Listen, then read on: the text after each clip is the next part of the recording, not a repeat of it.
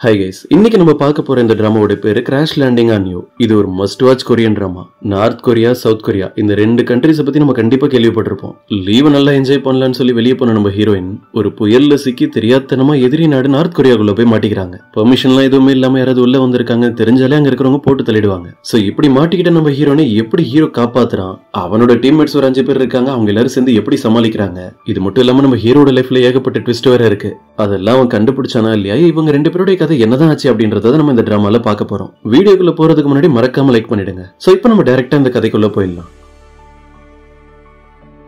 இந்த டிராமாவோட ஸ்டார்டிங்லயே நம்ம ஹீரோயினை தான் காட்டுறாங்க. அவங்களோட பேரு யூன் சரி. பார்த்தா அவங்க ஒரு ஃபேமஸான செலிபிரிட்டி கூட ஒன்னா பேசிட்டு இருக்கிற மாதிரி தெரியுது. அவங்க ஒரு பெரிய கம்பெனியோட CEO. இப்ப கூட ஒரு முக்கியமான மீட்டிங்ல உட்காந்து அவங்கள பத்தி தான் பேசிட்டு இருக்காங்க. இவங்க ஒரு ஃபேமஸான செலிபிரிட்டி கிட்ட பேசிட்டு இருந்தாங்கல்ல, அந்த நியூஸ் தான் இப்ப வைரலா போயிட்டு இருக்கு. அப்ப அவங்களுடைய மேனேஜர், நீங்க எதுக்கும் கவலைப்படாதீங்க, இந்த பிரச்சனையெல்லாம் நான் பாத்துக்கிறேன் அப்படின்னு அந்த போட்டோ போஸ்ட் எல்லாத்திலுமே சரியோட ஃபேஸை பிளர் பண்ற வேலையை பண்ணிட்டு இருக்காரு. ஆனா அது எல்லாத்தையுமே தடுத்து நிறுத்திட்டு சரி என்ன சொல்றாங்க, ஃபேஸ் எல்லாம் ஒன்னும் பிளர் பண்ண வேணாம், அப்பதானே இந்த போட்டோஸ் எல்லாத்தையும் பாக்குறவங்களுக்கு இது நான் தான் தெரியும். ஆக்சுவலா நம்ம சரி அவங்களுடைய கம்பெனி பெரிய லெவல்ல ஹிட் ஆகணும்ன்றத பிளான் பண்ணி தான் இப்படி பண்ணிட்டு இருக்காங்க. இந்த நியூஸ் வைரல் ஆச்சுன்னா இவங்க எந்த கம்பெனியோட CEOன்றதெல்லாம் மக்கள் தேட ஆரம்பிப்பாங்கல்ல. இந்த பிரச்சனையெல்லாம் சால்வ் பண்ணிட்டு அவங்க அப்படியே மாசம் நடந்து போயிட்டு இருக்கும் போதே அவங்களுடைய பிரதர் கிட்ட இருந்து உங்களுக்கு கால் வருது. இந்த நியூஸை பார்த்துட்டு அவரும் சரியா பிடிச்சி திட்டிட்டு இருக்காரு. எங்க யார்கிட்டயும் எதை பத்தியும் தெளிவா சொல்லாம நீ எப்படி ஒரு பையனை டேட் பண்ணலாம், இன்னைக்கு ஃபேமிலி மீட்டிங் இருக்குல்ல, வா நம்ம எல்லாத்தையும் அங்க பேசிக்கலாம் டீட்டெயில்னு சொல்லி காலை கட் பண்ணிடுறான். சரியோட பிரதர் அப்புறம் அவனோட ஒய்ஃப், அவங்க ரெண்டு பேருக்குமே எப்பவுமே பணம் ப்ராப்பர்ட்டி அதுதான் ரொம்ப முக்கியம், வேற எதை பத்தி அவங்களுக்கு கவலையே இல்ல. இப்ப அப்படியே கட் பண்ண ஃபேமிலி மீட்டிங் நடக்கிறத தான் காட்டுறாங்க. நம்ம சரியோட சொந்த அம்மா இப்ப உயிரோட இல்ல போல இருக்கு. ரெண்டாவதா மேரேஜ் பண்ணிட்டு வந்தவங்க தான் இருக்காங்க. அவங்களுக்கு ஒரு பிரதரும் இருக்காரு. அந்த பிரதரோட பேரு கிம். இப்ப இந்த கிம்முக்கு பெரிய லாஸ் ஒன்னு ஆகிருக்கு. இவனை ஸ்கேம் பண்ணி இவங்க கிட்ட இருந்து நிறைய பணத்தை ஏதோ ஒரு ஆள் எடுத்துக்கிட்டான். இதே நேரம் சரியோட அப்பா அந்த இடத்துக்கு வந்து எல்லாரும் முன்னாடி ஒரு முக்கியமான அனௌன்ஸ்மெண்ட் தராரு. அது என்னன்னா அவருக்கு சொந்தமான பணம் ப்ராப்பர்ட்டி எல்லாமே சரிக்கு மட்டும்தான், வேற யாருக்கும் இல்லைன்னு சொல்லிடுறாரு. இதை கேட்டதுமே அங்க இருக்கிற எல்லாருக்குமே பயங்கர ஷாக்கு. ஆல்ரெடி நம்ம சரி மேல எல்லாருமே பயங்கர கோவத்துல இருக்காங்க. இப்ப இந்த விஷயம் வேற, இவ்வளவு பெரிய பொறுப்பு அவங்களுக்கு கிடைச்சிருக்கு அப்படின்றதுனால சரி அவங்களுடைய அப்பா முன்னாடி ரொம்ப கான்பிடென்டா பேசிட்டு இருக்காங்க. இது உங்களோட முடிவு, ஆனா நீங்க எனக்கு தந்திருக்கிற வேலையில நான் எப்பவுமே கரெக்டா இருப்பேன். நம்ம கம்பெனில எங்கெல்லாம் தப்பு நடக்குதோ அது எதுவுமே நடக்காத மாதிரி நான் எல்லாத்தையுமே சரி பண்ணிடுவேன். இப்படி எல்லாரும் முன்னாடியும் ஸ்ட்ராங்கா பேசிட்டு அப்படியே அந்த பக்கம் நடந்து போகும்போது தான் நமக்கு தெரியுது இப்ப சரி பதட்டத்துல இருக்காங்க. ஏன்னா இவ்வளவு பெரிய விஷயம் நடந்திருக்குல்ல. அடிக்கடி இதை யோசிச்சு ரொம்ப ஸ்ட்ரெஸ் ஆனதுனால ரிலாக்ஸ் பண்றதுக்காக ஒரு முடிவு பண்றாங்க, பேராகிளைடிங் போகலாம் அப்படின்னு. ஆனா அவங்களுக்கு தெரியாது அதுதான் அவங்களுடைய லைஃபை சேஞ்ச் பண்ண போற ஒரு விஷயம்.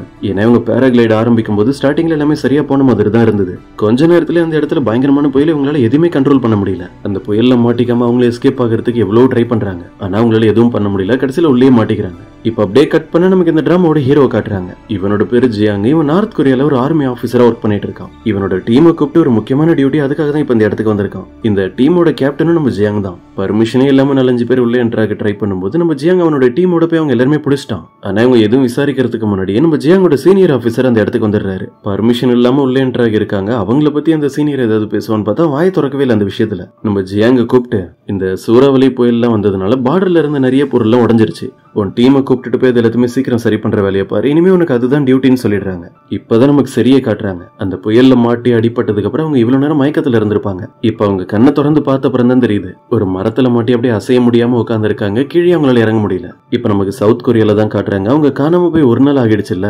சரியோட மேனேஜர் தான் அங்க இருக்கிற போலீஸ் மத்தவங்க எல்லார்கிட்டையும் கத்திட்டு இருக்காரு. அவங்க தொலைஞ்சு போய் ஒரு நாள் ஆகிடுச்சு. இப்ப அவங்க எங்க இருக்காங்க என்ன பண்ணிட்டு இருக்காங்கன்னு கூட கண்டுபிடிக்க முடியல. அவங்க பேராகிளைடிங் தானே கடைசியா போயிருக்காங்க, அவங்களை சீக்கிரம் தேடி கண்டுபிடிக்கணும்னு சொல்லிட்டு இருக்காரு. இப்ப நெக்ஸ்ட் டே மார்னிங் காட்டுறாங்க. நம்ம சரிக்கு இப்பதான் கொஞ்சம் நம்பிக்கை வருது. அவங்களுக்கு இப்ப வரைக்கும் தெரியாத அவங்க நார்த் கொரியாவுக்கு வந்து மாட்டிக்கிட்டாங்க அப்படின்ற விஷயமே. சவுத் கொரியால தான் நம்ம எங்க மாட்டி இருக்கோம், நம்மள சீக்கிரம் தேடி கண்டுபிடிச்சிருவாங்கன்னு அவங்களுடைய தாட்டு. அந்த பக்கமா யாரும் நடந்து வர்ற மாதிரி சத்தம் கேட்டதும் நம்ம சரியும் ஹெல்ப் பண்ணுங்கன்னு சொல்லி கத்த ஆரம்பிச்சிடுறாங்க. ஆனா அங்க நடந்து வர்றது வேற யாரும் இல்ல, நம்ம ஹீரோ ஜியாங் தான். ஆனா அவன் எந்த ரியாக்ஷனும் தரல. கையில ஒரு கன் வச்சுட்டு அவங்களை எப்ப ஷூட் பண்றதுன்னு குறி வச்சுக்கிட்டே நின்னுட்டு இருக்கான். இவர் எதுக்கு நம்மள பார்த்து இப்படி முறைக்கிறாருன்னு சரி யோசிச்சுக்கிட்டே அவனோட யூனிஃபார்ம்ல இருக்கிற சிம்பிள் எல்லாம் பார்த்த அப்புறம் தான் அவங்களுக்கு ஒரு விஷயம் தெளிவா புரியுது. இது கண்டிப்பா சவுத் கொரியாவோட யூனிஃபார்ம் இல்ல, இது நார்த் கொரியாவோடதாச்சே அப்படின்னு. இந்த பொண்ணு கண்டிப்பா ஸ்பை தான் சொல்லிட்டு நம்ம ஜியாங்க அசையாதுன்னு சொல்லி அவங்க கிட்ட வந்துட்டு இருக்கான். நம்ம சரி என்ன பண்றாங்க, அந்த பாராசூட் ரோப்லாம் இருக்குல்ல அது தெரியாம ஓபன் பண்ணி அவன் மேலே வந்து விழுந்துடுறாங்க. அவன் அவங்களை கேட்ச் பண்ணிடுறான். இவனோட யூனிஃபார்ம் எல்லாம் பார்த்ததுக்கு அப்புறம் நம்ம சரி அவங்ககிட்டே சண்டை போட ஆரம்பிச்சிடுறாங்க. நீ நார்த் கொரியாவோட ஆர்மில ஒர்க் பண்ற பர்சன் தெரியுது, உனக்கு எங்களோட கண்ட்ரில என்ன வேலை, இங்க என்ன நடக்குதுன்னு ஸ்பை மாதிரி செக் பண்ணிட்டு போறதுக்கு வந்திருக்கியா, உன்னை நான் சும்மா விட மாட்டேன்னு சொல்லி அந்த கத்திட்டு இருக்காங்க. அதுக்கப்புறம் தான் ஜியாங் விஷயத்தையே சொல்றான். நான் உங்களுடைய நாட்டுக்கு வரல, நீ தான் எங்களுடைய நாட்டுக்கு வந்திருக்க, இது நார்த் கொரியா தான், நீ தான் பர்மிஷனே இல்லாம உள்ள வந்திருக்க அப்படின்னு. இது நம்ம சரியால நம்பவே முடியல. எல்லாத்துக்கும் காரணம் அவங்க அந்த புயல்ல மாட்டி இங்க வந்து விழுந்ததுதான். இப்படி எந்தவித பர்மிஷனும் இல்லாம நார்த் கொரியால என்ட்ரானா அவ்வளவுதான். இப்படி ஒருத்தவங்க பண்ண தப்புக்கு ரொம்ப மோசமான பனிஷ்மெண்ட்லாம் உங்களுக்கு கிடைக்கும். இதெல்லாம் மைண்டுக்கு வந்தது அவங்க ஜியாங் கிட்ட ரொம்ப மரியாதையா பேசி அவங்ககிட்ட ஹெல்ப் கேட்க ஆரம்பிச்சிடுறாங்க.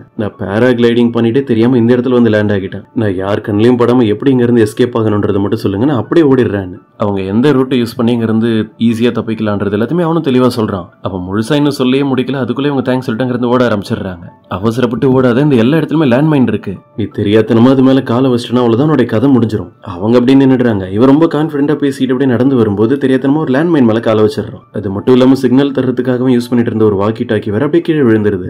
சரிதான், அதை கையில எடுத்து வச்சுக்கிட்டு அவங்க ஒரு டீலிங் போட்டுட்டு இருக்காங்க. நான் இங்க இருந்து சேஃபா என்னோட இடத்துக்கு தப்பிச்சு போகணும்னு ஹெல்ப் கேட்டுட்டு இங்க இருந்து ஓடிடுறாங்க. அதுக்கப்புறம் தான் இந்த இடத்துக்கு நம்ம ஜியாங்கோட டீம் சேர்ந்த பார்க் அப்படின்ற ஒரு பர்சன் வந்து அவன் லேண்ட் மைன்ல கால் வச்சிருந்தால அதை டிஃப்யூஸ் பண்ணி எல்லாத்தையுமே சரி பண்ணிடுறான். நம்ம டீம் எல்லாரும் இப்ப எங்க இருக்காங்க? ஒரு பொண்ணு பர்மிஷனே இல்லாம இந்த இடத்துக்கு வந்திருக்கா, அவங்களை நம்ம பிடிக்கணும்னு சொல்லி ஆர்டர் தந்துடுறான் எல்லாருக்கிட்டுமே. இப்ப நமக்கு ஜீசு அப்படின்ற ஒரு சோல்ஜரை காட்டுறாங்க. இவ்வளவு நேரம் அவன் நல்லா படுத்து தூங்கிட்டு இருந்தான் போல இருக்கு. பாதி தூக்கத்துல எழுந்து அவனுக்கு என்ன டியூட்டி தந்திருக்காங்கன்றதே தெளிவா புரியாம நம்ம சரி அவனுடைய கண்ணில் பட்டாங்கனாலே அவங்களுக்கு ஷூட் பண்ணிடணும்னு சொல்லிட்டு ரெடியா நின்றுட்டு இருக்கான். இந்த வேலையை மட்டும் நான் கரெக்டா பண்ணிட்டா ப்ரொமோஷன் எனக்கு ஈஸியா கிடைச்சிரும்னு. ஆனா சரி இவனோட ரேஞ்சிலே இல்ல, அவங்க ரொம்ப தூரத்துல இருக்கிறதுனால இவனால எதுவும் பண்ண முடியல. அவங்கள ஃபாலோ பண்ணிட்டு பின்னாடி போனா ஒரு லேண்ட் மைன் ஏரியா வருது. அது என்னன்னே தெரியாம அவங்க பாட்டுக்கு உள்ள பூந்து ஓட ஆரம்பிச்சிடுறாங்க. ஆனா நல்ல விஷயம் என்னன்னா அவங்க எந்த ஒரு லேண்ட் மைன்லயும் கால வைக்கல, அப்படியே அசால்ட்டா ஓடிட்டு இருக்காங்க. நம்ம சரி இப்ப அந்த பார்டர் கிட்ட தான் ஓடிட்டு இருக்காங்க. கண்ட்ரோல் ரூம்ல ஜியோம் அப்படின்னு ஒருத்தன் இருக்கான். நம்ம சரி தப்பிக்கிறாங்க அப்படின்றது கூட தெரியாம ரொம்ப இன்ட்ரெஸ்டா உட்காந்து கொரியன் ட்ராமா தான் பார்த்துட்டு இருக்கான். என்னதான் இருந்தாலும் நம்ம சரியால இங்க இருந்து தப்பிக்கவே முடியல, ஏன்னா எல்லா இடமும் பிளாக் ஆகி இருக்கு. இன்னொரு சோல்ஜரை நம்ம காட்டுறாங்க டேங் அப்படின்னு. அவனாவது அவங்களை பிடிப்பான்னு பார்த்தா அவனும் ஒண்ணும் பண்ணல. ஏன்னா இந்த குரூப்ல இவன் ரொம்ப சின்ன பையன், ஆர்மில ஒர்க் பண்ணணும்ன்றது அவனுக்கு பிடிக்கல, இருந்தாலும் வேற வழி இல்லாம வந்து பண்ணிட்டு இருக்கான். இப்ப கூட அவனுடைய அம்மா அவனுக்காக அனுப்பியிருந்த அந்த லெட்டர் தான் எழுதிட்டே உட்காந்து படிச்சுட்டு இருக்கான். நம்ம சரியா அவன் பக்கத்துல இருந்து தான் எஸ்கேப் ஆகி ஓடிட்டு இருக்காங்க. ஆனா டாங் அதை கவனிக்க கூட இல்ல. அதை விட முக்கியமான விஷயம் என்னன்னா நம்ம சரி ரொம்ப ஸ்மார்ட்டா பண்றதா நினைச்சு அவங்க பாட்டுக்கு எங்கெங்க ஓடிட்டு இருக்காங்க. அவங்க இங்க இருந்து தப்பிக்கிறதுக்காக நம்ம ஜியாங் அவங்களுக்கு ஈஸியான ஒரு ஷார்ட் கட்ட சொல்லிருப்பான். ஆனா அவங்க அதை ட்ரை பண்ணவே இல்லை, ஏன்னா அவங்களுக்கு ஜியாங் மேல நம்பிக்கை இல்ல. இன்னொரு பக்கம் நமக்கு சரியோட ஃபேமிலியை சேர்ந்தவங்க எல்லாருமே காட்டுறாங்க. சரி தொலைஞ்சு போயிட்டாங்க, அவங்களை எவ்வளவு தேடியும் கண்டுபிடிக்க முடியலன்ற டாபிக் தான் வீட்டுல போயிட்டு இருக்கு. இந்த நியூஸை கேள்விப்பட்டது அவங்க ஃபேமிலியில இருக்கிற எல்லாருக்குமே ரொம்ப சந்தோஷமா இருக்கு. அவங்களே இல்லைன்னா அந்த பணம் ப்ராப்பர்ட்டி எல்லாமே உங்களுக்கு ஈஸியா கிடைச்சிரும்ல. என்னதான் இருந்தாலும் நம்ம சரி இப்படி தொலைஞ்சு போன விஷயத்துல அவங்களுடைய அம்மாவுக்கு சந்தோஷமே இல்லை. அதாவது அவங்களுடைய ஸ்டெப் மதர் சரிக்கு எதுவும் ஆகியிருக்க கூடாது, அவ சீக்கிரம் கிடைச்சிடணும்னு தான் அவங்க யோசிச்சுட்டு இருக்காங்க. இவங்களுக்குள்ள என்ன நடந்திருக்குன்றது நமக்கு இன்னும் தெரியல. இன்னொரு பக்கம் நமக்கு நார்த் கொரியால இருக்க ஜியாங்கோட டீம் தான் காட்டுறாங்க. அவங்களுக்குள்ள ஏகப்பட்ட பிரச்சனை போயிட்டு இருக்கு. அந்த பொண்ணு தப்பிச்சதுக்கு நீங்க தான் காரணம்னு சொல்லி எல்லாருமே அவங்களுடைய தப்ப மாத்தி மாத்தி சொல்லிட்டு இருக்காங்க. பார்க்கு ஜீசு டாங்னு எல்லாரும். இப்ப நமக்கு சரியே தான் காட்டுறாங்க. அவங்க இன்னும் இங்க இருந்து தப்பிக்கல, ஏதோ ஒரு காட்டுல தான் உட்கார்ந்து இருக்காங்க. காலில் வர அடிபட்டு இருக்கு. அது மட்டும் இல்லாம எப்படி இங்க இருந்து வெளியே போகணும்ன்ற வழியா அவங்களுக்கு தெரியல. ரொம்ப நேரமா நடந்து திரும்ப ஒரே இடத்துல தான் சுத்திட்டு இருக்காங்க வழி தெரியாம. அதுக்கப்புறம் இப்படி நடக்க கூடாதுன்றதுக்காக அவங்க என்ன பண்றாங்க, இலையெல்லாம் உடைச்சு ஒவ்வொரு இடமா சிக்னல் தர்ற மாதிரி வச்சுட்டே போயிட்டு இருக்காங்க. சரியான வழியில தான் அவங்க போயிட்டு இருக்காங்க. ஒரே இடத்துக்கு அவங்க திரும்ப வரலன்றது தெரியணும்ன்றதுக்காக. இன்னொரு பக்கம் நமக்கு சவுத் கொரியால இருக்க சரியோட பிரதரை தான் காட்டுறாங்க. அவனோட ஒய்ஃப் கூட உட்காந்து அவன் கார்ல பேசிட்டே போயிட்டு இருக்கான். அவ இப்ப தொலைஞ்சு போயிட்டா இந்த சான்ஸ் யூஸ் பண்ணி தான் நமக்கு எல்லா பணமும் ப்ராப்பர்ட்டியும் கிடைக்கிற மாதிரி நம்ம பண்ண முடியும். நம்மள ஸ்கேம் பண்ணி நம்ம கிட்ட இருந்து பணத்தெல்லாம் எடுத்துட்டு போனா அவனையும் நம்ம பிடிக்க முடியும். இப்ப நமக்கு இவங்க கிட்ட இருந்து பணத்தெல்லாம் ஸ்கேம் பண்ணி ஒருத்தன் எடுத்துட்டு போனால அந்த பர்சனை காட்டுறாங்க. இவனோட பேரு ஜோ. இவன் ஃபுல் டைமா இந்த வேலையை தான் பார்த்துட்டு இருக்கான். அவன் போய் இப்ப வேற ஒரு ஆளை மீட் பண்ணி பேசிக்கிட்டு இருக்கான். அவன் நிறைய இடத்துல இந்த வேலையை தான் பண்ணிட்டு இருக்கான். பணம் கிடைச்சதுமே அப்படியே அங்க இருந்து எஸ்கேப் ஆகி வேற ஒரு இடத்துக்கு போயிடுறது. இப்ப அப்படியே கட் பண்ண நமக்கு நார்த் கொரியால அந்த சீனியரை தான் காட்டுறாங்க. பர்மிஷனே இல்லாம 3 பேர் உள்ள என்ட்ரானதா பிடிச்சிருப்பாங்கல்ல, அவங்களை கூப்பிட்டு உட்கார வச்சு ஜாலியா பேசிட்டு இருக்கான். விஷயம் என்னன்னா இந்த 3 பேருமே அவனுக்காக தான் எல்லா வேலையும் பண்றாங்க. சவுத் கொரியால இருக்கிற பொருளை ஸ்மகிள் பண்ணி எடுத்துட்டு வந்து நார்த் கொரியால சேல் பண்றது இப்படிலாம். இப்ப இந்த 3 பேருடைய வேலையும் முடிஞ்சிருச்சு. இதுக்கப்புறம் இவங்களால சீனியருக்கு எந்த ஒரு யூஸும் இல்ல. பாசமா பேசி அவங்க இங்க இருந்து வெளியே அனுப்பிட்டு அவங்க கார்ல போகும்போது ஒரு ஆக்சிடென்ட் பண்ற மாதிரி நடந்து அவங்க கதையை முடிச்சிடறான். அப்ப அந்த பக்கமா வர்ற ஒரு லேடி இது எல்லாத்தையுமே கவனிச்சிடுறாங்க. இது சாதாரணமா நடந்த ஆக்சிடென்ட் இல்ல, யாரோ பிளான் பண்ணி வேணும்னே தான் அதெல்லாம் பண்ணிருக்காங்கன்னு. ஆனா இவங்களுக்கு உண்மை தெரிஞ்சதுக்கு அப்புறமும் கூட எந்த யூஸும் இல்ல. ஏன்னா அந்த சீனியர் ஆபீசர் இவங்களுமே சாகடிச்சிடறான். இப்ப லேட் நைட் ஆகுது. பாவம் நம்ம சரி இப்பதான் அவங்க பாட்டுக்கு ஏதோ ஒரு இடத்துக்கு நடந்து வந்துட்டு இருக்காங்க. அங்க பக்கத்துல சில வீடு மக்கள் நடமாட்டதெல்லாம் பார்த்தது அவங்க என்ன நினைச்சுக்கிறாங்க, சவுத் கொரியாவுக்கு தான் வந்துட்டோம் போல இருக்கு, எப்படியோ தப்பிச்சோம் சந்தோஷமா நடந்து போயிட்டு இருக்காங்க. ஆனா அங்க இருக்கிற மக்கள் எல்லாருமே நம்ம சரியா குறுகுறுன்னு பாக்குறத வச்சு அவங்க கண்டுபிடிச்சிடுறாங்க. நம்மள எல்லாரும் கொஞ்சம் வித்தியாசமா பாக்குறாங்க. அப்படின்னா கண்டிப்பா நம்ம இன்னும் நார்த் கொரியாலே தான் இருக்கும். அங்க கரண்ட்டும் சரியா இல்ல. அது மட்டும் இல்லாம எல்லா இடத்துலயுமே ரேடியோ தான் ஓடிட்டு இருக்கு. உங்களுக்கு தெரிஞ்சிருக்கும்னு நினைக்கிறேன், நார்த் கொரியால இருக்கிற மக்களுக்கு வெளி உலகம் என்னன்னே என்னன்னே தெரியாது. இந்த டெக்னாலஜி, சோஷியல் மீடியா இதெல்லாம் அவங்க அதிகமா யூஸ் பண்ணக்கூடாது. அதுக்கேற்ற மாதிரி நிறைய ரூல்ஸ் அவங்களுக்கு இருக்கு. என்ன இந்த கண்ட்ரில இருக்கவங்க எல்லாம் எப்படி இருக்காங்கன்னு நம்ம சரி அப்படியே ஆச்சரியமா பார்த்துட்டே நடந்து போயிட்டு இருக்கும்போது தான் கரெக்டா அவங்களுக்கு ஆப்போசிட்ல தான் அந்த சீனியர் அவனோட ஜீப் எடுத்துட்டு வரான். ஆனா நல்ல வேலையா அவனுடைய கண்ணில் அவங்க படுறதுக்கு முன்னாடி நம்ம ஜியாங் அந்த இடத்துக்கு வந்து சரி அங்க இருந்து வேற ஒரு இடத்துக்கு சேஃபா கூப்பிட்டு போயிடுறான். இங்க இருந்து நீ தப்பிச்சு போறதுக்கு நான் தான் அவங்ககிட்ட முன்னாடியே ஷார்ட் கட் சொல்லியிருந்தேன்ல, அந்த வழியை யூஸ் பண்ணாம நீ எதுக்கு எங்கெங்க ஓடிட்டு இருக்கேன்னு கேக்குறான். இவன் மேல நம்பிக்கை இல்லைன்னு நம்ம சரி என்ன உண்மையா சொல்ல முடியும். கொஞ்சம் கன்ஃபியூஸ் ஆகி நானே ஏதோ ஒரு இடத்துக்கு போயிட்டேன்னு சமாளிக்கிறாங்க. அவங்களுக்கு எந்த பிரச்சனையும் வரக்கூடாது அப்படின்றதுக்காக நம்ம ஜியாங்க சரியா அவனோட வீட்லயே தங்க வைக்கிறான். போனா போகட்டன்னு உங்களுக்காக பிரேக்ஃபாஸ்ட் எல்லாம் ரெடி பண்ணி தந்தா நம்ம சரி நெக்ஸ்ட் டே மார்னிங் அதை சாப்பிட மாட்டாங்க. நம்மள போட்டு தள்ளணுன்றதுக்காக ஏதாவது பாய்சன் எல்லாம் கலந்து கொடுத்துருப்பானோன்னு அவங்களுக்கு ஒரு டவுட். அதுல பாய்சன் ஏதாவது கலந்து கொடுத்துருப்பானோன்னு சொல்லி அவனே டேஸ்ட் பண்ண சொல்றாங்க, செக் பண்ணி பாக்குறதுக்காக. அதுக்கப்புறம் நம்ம சரியா அவங்களுடைய ஃபேமிலி, அவங்க ஒரு சிஇஓ, எந்த அளவுக்கு ரிச்சான ஃபேமிலி பேக்ரவுண்ட் சேர்ந்தவங்க எல்லாத்தையுமே அவங்க சொல்லிட்டு இருக்காங்க. இப்படி அவங்க ரெண்டு பேரும் பேசிக்கிட்டு இருக்கும்போது கரெக்டா ஜீசு வந்து இடத்துக்கு வரான். ஜியாங் கிட்ட ஏதோ ஒரு முக்கியமான இன்ஃபர்மேஷன் சொல்றதுக்காக வந்திருக்கா. ஆனா அதுவும் ஒரு தப்பான இன்ஃபர்மேஷன் தான். நேத்து நடந்த ஒரு கார் ஆக்சிடென்ட்ல இந்த ஸ்மக்லர்ஸ் 3 பேருமே இறந்து போயிட்டாங்க. அப்புறம் ஏதோ ஒரு லேடியும் இறந்து போயிட்டாங்களாம். எனக்கு தெரிஞ்சு இப்ப இறந்து போயிருக்கிறது நம்ம கிட்ட இருந்து தப்பிச்சு ஓட ட்ரை பண்ண அதே பொண்ணாதான் இருக்கும் அப்படின்னு அவன் பரபரப்பா பேசிக்கிட்டு இருக்கும்போது கரெக்டா வீட்டுல இருந்து சரி நடந்து வராங்களா. அவங்கள பார்த்ததையும் ஷாக் ஆகிடுறான். அப்ப நீங்க கேப்டனோட வீட்டுல இருக்கீங்களான்னு. இவன் மட்டும் இல்ல, இவன் டீம் சேர்ந்த 3 பேருமே இந்த இடத்துக்கு வந்து சரி இங்க தான் இருக்காங்கன்றத பாத்துடுறாங்க. நம்ம சரியும் இதுக்கப்புறம் இவங்களெல்லாம் பார்த்து பயப்படுற மாதிரி இல்ல, இவங்களே மிரட்டிட்டு இருக்காங்க. நான் இங்க தான் இருக்கேன்ற இன்ஃபர்மேஷன் நீங்க வேற யார்கிட்ட எதுவும் சொன்னீங்கன்னா கடைசியில் அது உங்களுக்கு தான் பிரச்சனையா வந்து முடியும். ஏன்னா நான் தப்பிச்சு ஓட ட்ரை பண்ணும்போது நீங்க என்ன பிடிக்கவே இல்லை. நீங்க உங்களுடைய வேலையை சரியா பண்ணாம என்னெல்லாம் பண்ணிட்டு இருந்தீங்களோ எல்லாத்தையும் போய் நான் மாட்டி விட்டுருவேன். இதனால உங்க மொத்த டீமுக்குமே பனிஷ்மெண்ட் கிடைக்கும். இப்ப நான் சொல்றது மட்டும் கேளுங்க. அங்க இருக்கிற பார்டர் அந்த ஃபென்ஸை தாண்டி நான் என்னோட நாட்டுக்கு சேஃபா போய் ஆகணும். நீங்க தான் எனக்கு ஹெல்ப் பண்ணி ஆகணும்னு சொல்றாங்க. ஜியாங்க அவங்க கிட்ட எவ்வளவு சொல்லி புரிய வைக்கிறான். புயல் வந்து அந்த இடத்துல ஃபென்ஸ்லாம் டேமேஜ் ஆனதுல தான் இவங்க அந்த இடத்துல டியூட்டில இருந்திருக்காங்க. இப்ப இவங்களுக்கு வேற இடத்துல டியூட்டி, அதனால திரும்ப இவங்களால அங்க போக முடியாது. எல்லாரும் இதை பத்தி பேசிக்கிட்டு இருக்கும்போது தான் இன்னொரு பிளான் இவங்களுக்கு கிடைக்குது. கரெக்டா இன்னொரு 5 நாளைக்கு அப்புறம் இங்க இருந்து சவுத் கொரியாவுக்கு ஒரு போட் போக போகுது. அந்த போட்ல எப்படியாவது ரிஸ்க் எடுத்து சரியா இங்க இருந்து அனுப்பிடலாம். இந்த 5 நாள் மட்டும் இவங்க யாரோட கண்ணையும் படாம இங்கே சேஃபா இருக்கணும்ன்றதுதான் பிளான். இதுக்கப்புறம் நம்ம ஜியாங் என்ன பண்றான், சரி கிட்ட ஒரு எமர்ஜென்சி நம்பரை தரான். திடீர்னு உனக்கு ஏதாவதுன்னா எனக்கு அந்த நம்பர்ல கால் பண்ணு அப்படின்னு. ஆனா நம்ம ஜியாங் போய் அவனுடைய டியூட்டியை பார்க்கலான்னு பார்த்தா சரி கிட்ட இருந்தா உனக்கு அடிக்கடி கால் வந்துகிட்டே இருக்கு. உங்க வீட்டுல ஃபேஸ் வாஷ் இல்லையா, அது இல்லையான்னு சொல்லி சின்ன சின்ன விஷயத்துக்குலாம் கால் பண்ணி அவனை டார்ச்சர் பண்ணிட்டு இருக்காங்க. பாத் டப்பு கூட சரியா இல்லைன்னு அவங்க கிட்ட கம்ப்ளைண்ட் பண்ணிட்டு இருக்காங்க. ஏன்னா நம்ம சரிக்கு இப்படிப்பட்ட ஒரு லைஃப் ஸ்டைல்லாம் ரொம்ப புதுசா இருக்கு, இது அவங்களுக்கு பழக்கமும் இல்ல. அவங்க கிட்ட பேசி சமாளிச்சுட்டு ஜியாங் அவனுடைய வேலையை பார்த்துட்டு இருக்கும்போது ஒரு முக்கியமான இன்ஃபர்மேஷனை கண்டுபிடிச்சிடறான். ஒரு ட்ரக் மோதி கார் ஆக்சிடென்ட் நடந்தது இல்ல, இது ஃபர்ஸ்ட் டைம் இல்ல. இதுக்கு முன்னாடி அந்த மாதிரி நிறைய ஆக்சிடென்ட் நடந்திருக்கு அந்த ட்ரக்கால. அப்படின்னா இது ஆக்சிடென்ட் இல்ல, அது பிளான் பண்ணிருக்க ஒரு மர்டர் தான். இதுல எப்படியாவது இன்வெஸ்டிகேட் பண்ணணும் அப்படின்றத முடிவு பண்ணிட்டு நம்ம ஜியாங் ஒரு சீஃப் ஆபீசரை போய் மீட் பண்ணி இந்த விஷயத்தை பத்தி டீடைலா பேசுறான். அந்த சீஃப் ஆபீசர் அவங்க கிட்ட பர்மிஷன் தந்துடுறாரு. சரி உன்னால முடிஞ்சா இன்வெஸ்டிகேட் பண்ணி கண்டுபிடி அப்படின்னு. ஆனா அதுக்கப்புறம் தான் நம்ம விஷயம் தெரியுது, இந்த சீஃபும் நல்லவர் எல்லாம் கிடையாது, இவரும் மோசமானவர் தான். இந்த சீஃபும் சீனியர் ஆபீசரும் சேர்ந்துதான் இந்த ஸ்மக்லிங் இந்த மாதிரி தேவையில்லாத விஷயங்களுக்கு எல்லாம் ஹெல்ப் பண்ணிட்டு இருக்காங்க. இப்ப அப்படியே கட் பண்ண நைட் டைம் நம்ம சரியா காட்டுறாங்க. அவங்களே ஃப்ரெஷ் ஆகி முடிச்சுட்டு வெளியே வரலான்னு பார்த்தா திடீர்னு கரண்ட் கட் ஆயிடுது. நார்த் கொரியால கரண்ட்லாம் இப்படிதான் அடிக்கடி கட் பண்ணிட்டே இருப்பாங்க அவங்களோட இஷ்டத்துக்கு. திடீர்னு யாரோ அவங்க வீட்டுக்குள்ள என்டர் ஆன மாதிரி நம்ம சரிக்கு தோணுது. யாரா இருந்தாலும் சரி பக்கத்துல ஒரு பூத்தொட்டி இருக்கு, அதை எடுத்து மண்டையை உடைச்சிடலாம் ரெடி ஆகிட்டு இருக்காங்க.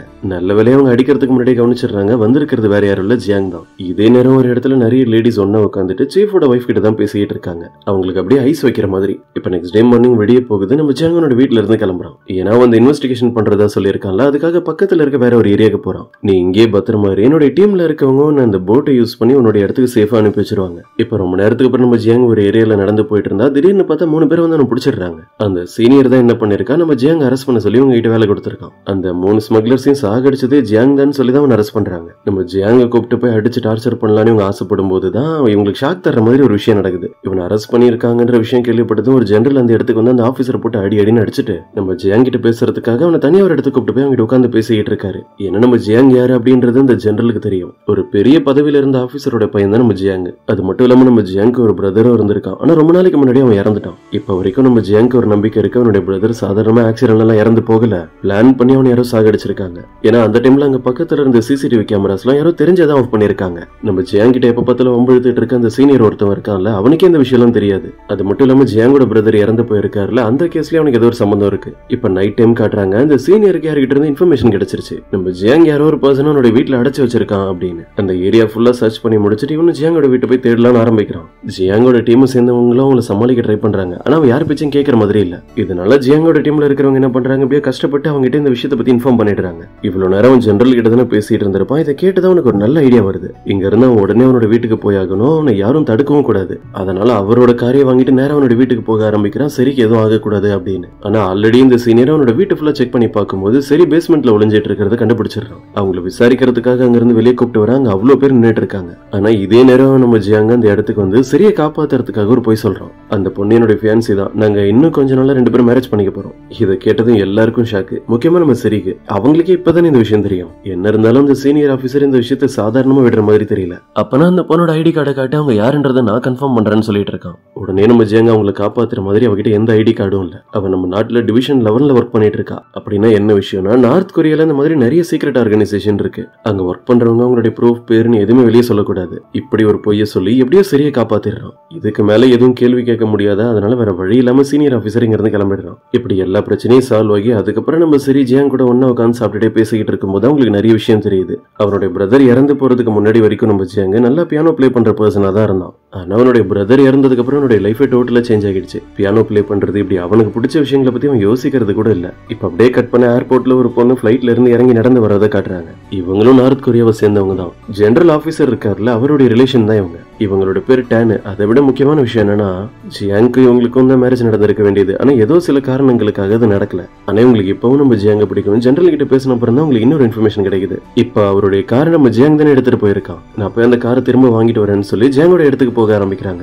இந்த காரெல்லாம் ஒரு ரீசனா வச்சு அவங்க ஜியாங்க மீட் பண்ணணும்னு நினைக்கிறாங்க. இன்னொரு பக்கம் நமக்கு அந்த ஸ்கேமர் சியோங்க தான் காட்டுறாங்க. அவன் இப்ப நார்த் கொரியாவுக்கு தான் வந்திருக்கான் ஏதோ ஒரு காரணத்துக்காக. இப்ப அப்படியே கட் பண்ண நமக்கு அந்த சீனியர் ஆபீசரை தான் காட்டுறாங்க. அவனுடைய அசிஸ்டன்ட் கிட்ட பேசிட்டு இருக்கான். அந்த ஜியாங் அடுத்து என்ன பிளான் பண்றான்னு தெரியல, அவனை நல்லா நோட் பண்ணு அப்படின்னு. இப்ப நமக்கு பிளாஷ்பேக்ல நடந்தது காட்டுறாங்க. இந்த அசிஸ்டன்ட் தான் என்ன பண்ணிருக்கான், சீனியர் ஆபீசரோட பேச்சை கேட்டுட்டு நம்ம ஜியாங்கோட பிரதர் சாகடிச்சது இவன் தான். ஒரு ட்ரக்கால காரை மோதி ஆக்சிடென்ட் பண்ண மாதிரி சாகடிச்சது. அசிஸ்டன்ட்க்கு இந்த விஷயம் பிடிக்கல. ஆனா என்ன இருந்தாலும் இந்த சீனியர் ஆபீசர் அவனை மிரட்டுறதுனால இதெல்லாம் பண்ண வேண்டியதா இருக்கு. அவனோட வைஃப் அவனோட குழந்தைங்கன்னு சொல்லி எல்லாரும் வச்சு பிளாக்மெயில் பண்றதுனால அசிஸ்டன்ட்க்கு வேற வழி இல்லாம இருந்திருக்கும். இப்ப நெக்ஸ்ட் டே மார்னிங் நம்ம சரி என்ன பண்றாங்க, வெளியே போலான்னு யோசிச்சுட்டு இருக்கும் போது அவங்களுக்கு ஒரு விஷயம் தெரியுது. அவங்க தான் ஜியாங்கோட ஃபியான்சி அப்படின்றது கேள்விப்பட்டதும் இந்த ஏரியால இருக்கிற எல்லாருமே அவங்களை பார்த்து ஒரு மாதிரி முறைச்சிக்கிட்டே தான் இருக்காங்க.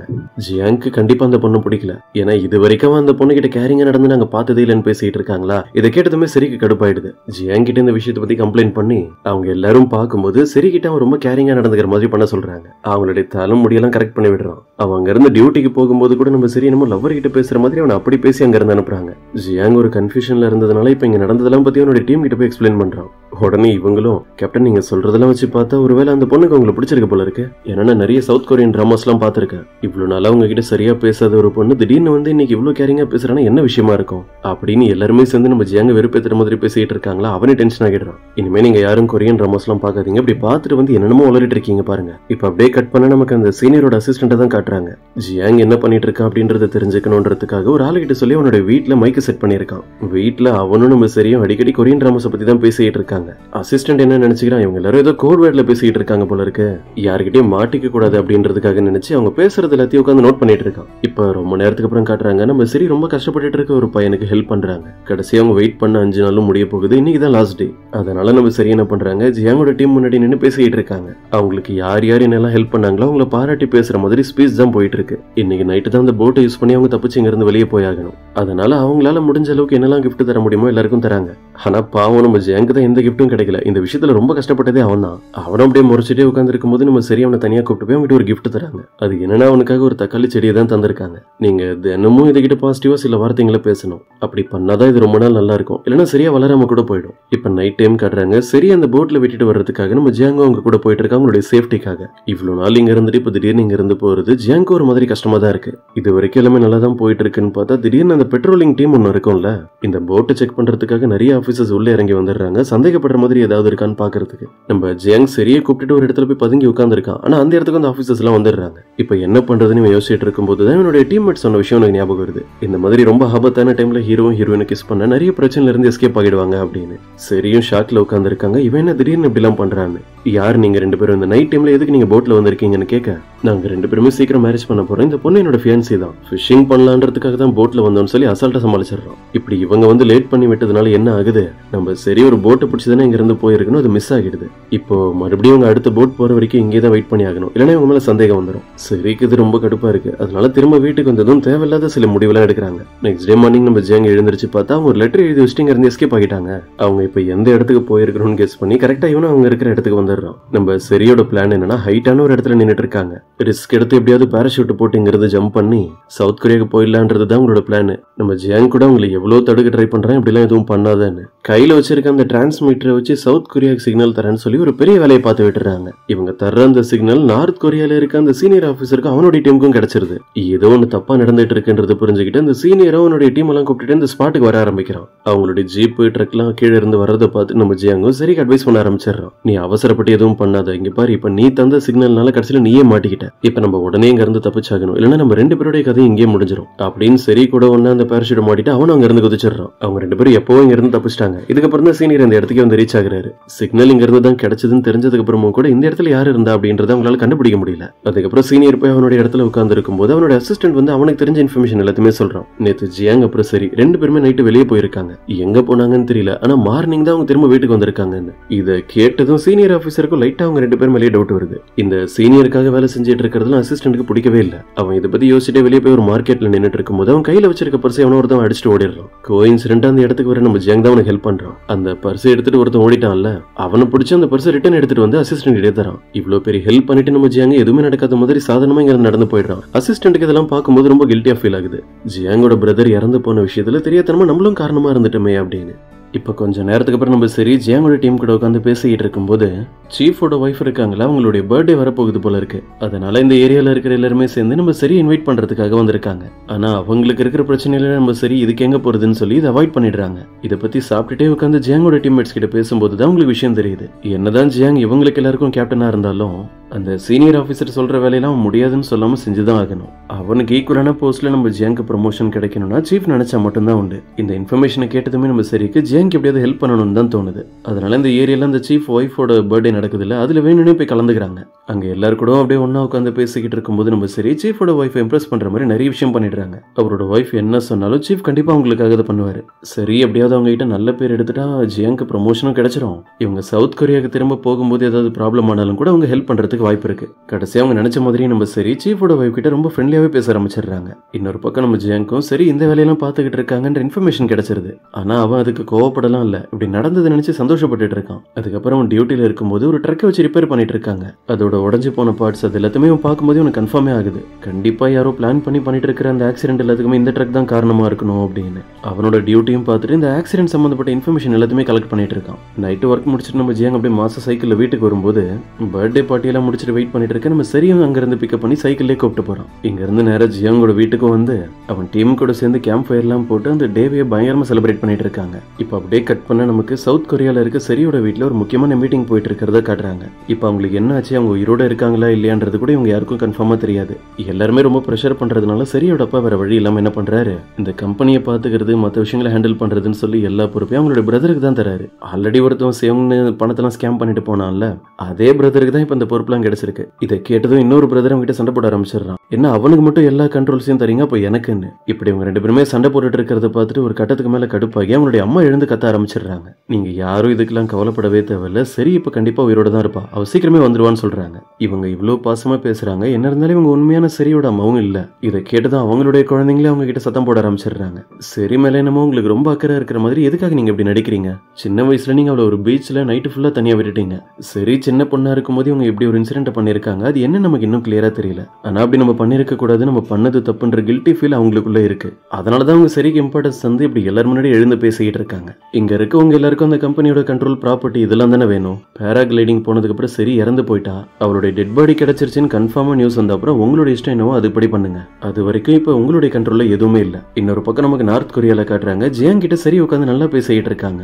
அவனும் உங்களுக்காக சின்ன சின்ன ஹெல்ப் எல்லாம் பண்றான், காஃபி அவங்களுக்காக போட்டு தர்றது அப்படி இப்படின்னு.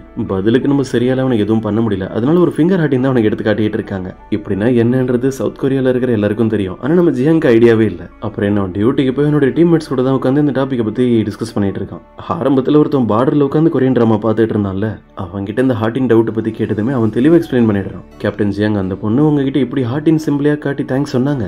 இப்படின்னா என்ன அர்த்தம் தெரியுமா? ஒரு பர்சனுக்கு நம்மள ரொம்ப பிடிச்சிருந்தா தான் இந்த சிம்பிளை யூஸ் பண்ணுவாங்க. இப்படி இவன் வேற என்னமோ சொல்லிட்டு இருக்கானே, அதெல்லாம் கேட்கற நம்ம ஜியாங்க்கு ஒரு டவுட் வந்துருது. அன்னைக்கு போட்ல இவன் சரியை காப்பாத்துறேன்னு சொல்லி தெரியாதனமா உங்களுக்கு கிஸ் பண்ணிருப்பான்ல, ஒருவேளை நான் அப்படி பண்ணதுனால அந்த பொண்ணுக்கு நம்ம மேல ஏதாவது ஃபீலிங்ஸ் வந்துருச்சான்னு யோசிக்கிறான். இதே நேரம் நமக்கு டேனை காட்டுறாங்க. ஜியாங்க நேர்ல மீட் பண்ணி பேசணுன்றதுக்காகவே ரெடி ஆகிட்டு இருக்காங்க. இருக்காங்க. அதே மாதிரி இப்ப வீட்லயே தனியா இருக்க நம்ம சரிக்கு ரொம்ப போர் அடிக்குது. அதனால அவங்க ஏரியால இருக்கிற சில லேடிஸ் கூட சேர்ந்து அவங்களும் வெளியே மார்க்கெட்டுக்கு போயிருக்காங்க. அதான் இப்ப அவங்க சீஃப் ஃபுட் ஆஃபீஸருக்கு ரொம்ப ஃப்ரெண்ட் ஆகிட்டாங்கல்ல, எல்லாரும் ஒன்னா சேர்ந்து ஷாப்பிங்காக தான் போயிருக்காங்க. அங்க இருந்து எல்லாருமே சில ப்ராடக்ட்ஸ் எல்லாம் வாங்கும் போது தான் நம்ம சரிக்கு பயங்கர ஷாக்கு. ஏன்னா அவங்களோட கம்பெனி ப்ராடக்டே ஒன்னு அந்த இடத்துல இருக்கு.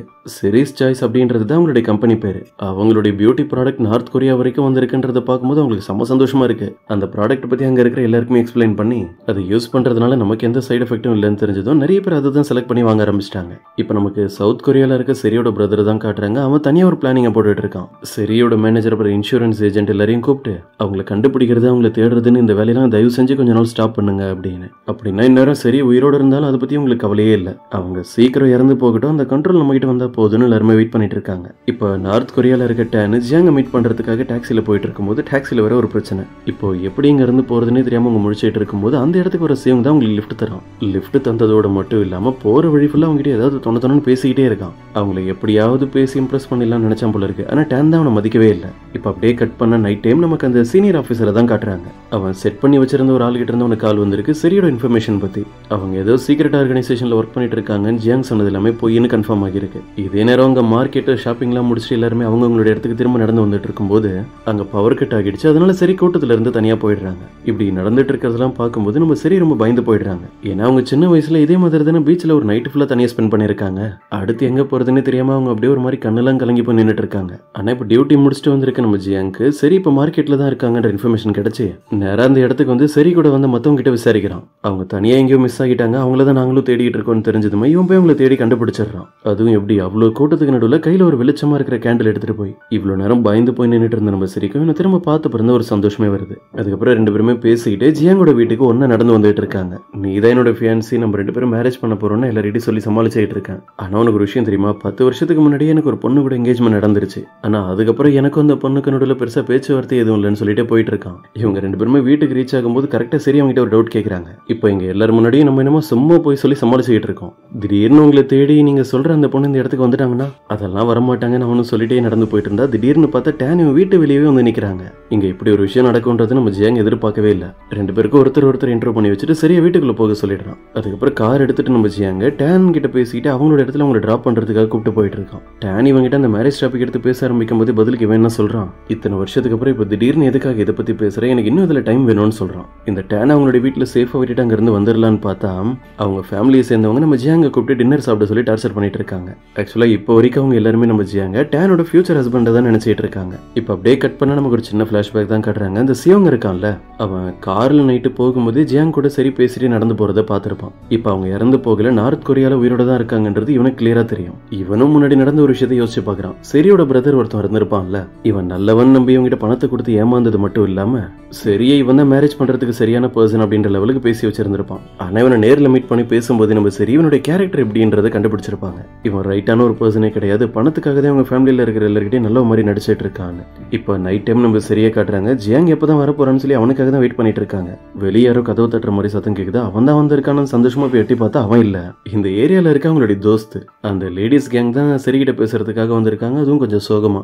எதுக்காகனா நம்ம ஜியாங் நம்ம ரெண்டு பேரும் லவ் பண்ணி ஏமாத்திட்டான்னு அவங்க நினைச்சுக்கிட்டாங்க. சோகமா உட்காந்து இந்த கதையெல்லாம் பேசுறதுக்காக எல்லாருமே ட்ரிங்க்லாம் கூட எடுத்துட்டு வந்துட்டாங்க. சரி சொன்னப்பறம் தான் உங்களுக்கு விஷயமே தெரியுது, நீங்க இப்படி எல்லாம் பேசுறதுக்கும் கேப்டன் ஜியாங்க்கும் எந்த ஒரு சம்பந்தமும் இல்ல. அவருக்கு அந்த பொண்ணு டேன் கூட சில வருஷத்துக்கு முன்னாடி என்கேஜ்மெண்ட் நடந்திருக்கு. ஆனா இது அவருடைய விருப்பத்துல நடந்த ஒரு விஷயமே இல்ல. அவருடைய பேரண்ட்ஸ் தான் அப்படிலாம் பேசி பண்ணி வச்சிருக்காங்க. இப்போ இவங்களுக்குள்ள இங்க என்ன பேசிக்கிட்டு இருக்காங்கன்றது கூட அசிஸ்டன்ட் எல்லாத்தையும் ஒட்டிக்கிட்டு உட்காந்துருக்கான். ஏன்னா இங்க என்ன இன்ஃபர்மேஷன் கிடைச்சாலும் சரி அது எல்லாத்தையுமே அந்த சீனியர் ஆஃபீஸருக்கு அவன் சொல்லி ஆகணும். கட் பண்ண இப்ப நம்ம ஜியாங்க தான் காட்டுறாங்க. டேன் அவங்களுடைய வீட்டுல டிராப் பண்ணதுக்கு அப்புறம் சிட்டில இருக்க அவனுடைய அப்பா அம்மா பாக்குறதுக்காக வீட்டுக்கு தான் வந்திருக்கான். அந்த இடத்துல அவங்க ரெண்டு பேர் மட்டும் தான் இருக்காங்க. அவன் திடீர்னு வந்தது அவங்களுக்கு ரொம்ப சந்தோஷமா இருக்கு. ரெண்டு பேரும் உட்காந்து அவங்க கிட்ட தான் பேசிக்கிட்டு இருக்காங்க. அது மட்டும் இல்லாம நம்ம முன்னாடியே பார்த்திருப்போம், ஜியாங்கோட அப்பாவும் பெரிய பதவியில இருக்க ஒரு ஆபீசர் தான். இவன் வந்ததுக்கு எதை ஆரம்பிக்கிறாங்களோ இல்லையோ, டேன் நீ சீக்கிரம் மேரேஜ் பண்ற வேலையை பாருன்னு அந்த டாபிக் தான் எடுத்து பேசுறாங்க. இப்போ லேட் நைட் ஆகுது. இப்போ வரைக்கும் நம்ம சரி ஜியாங் வந்துருவான்னு அவனுக்காக தான் வெயிட் பண்ணிட்டு இருக்காங்க. ஆனா வர்ற மாதிரியே தெரியல. அதனால நைட்டு ஃபுல்லா அவனுக்காக தான் வெயிட் பண்ணிட்டு இருக்காங்க. நைட்டு தூங்கவே இல்லை.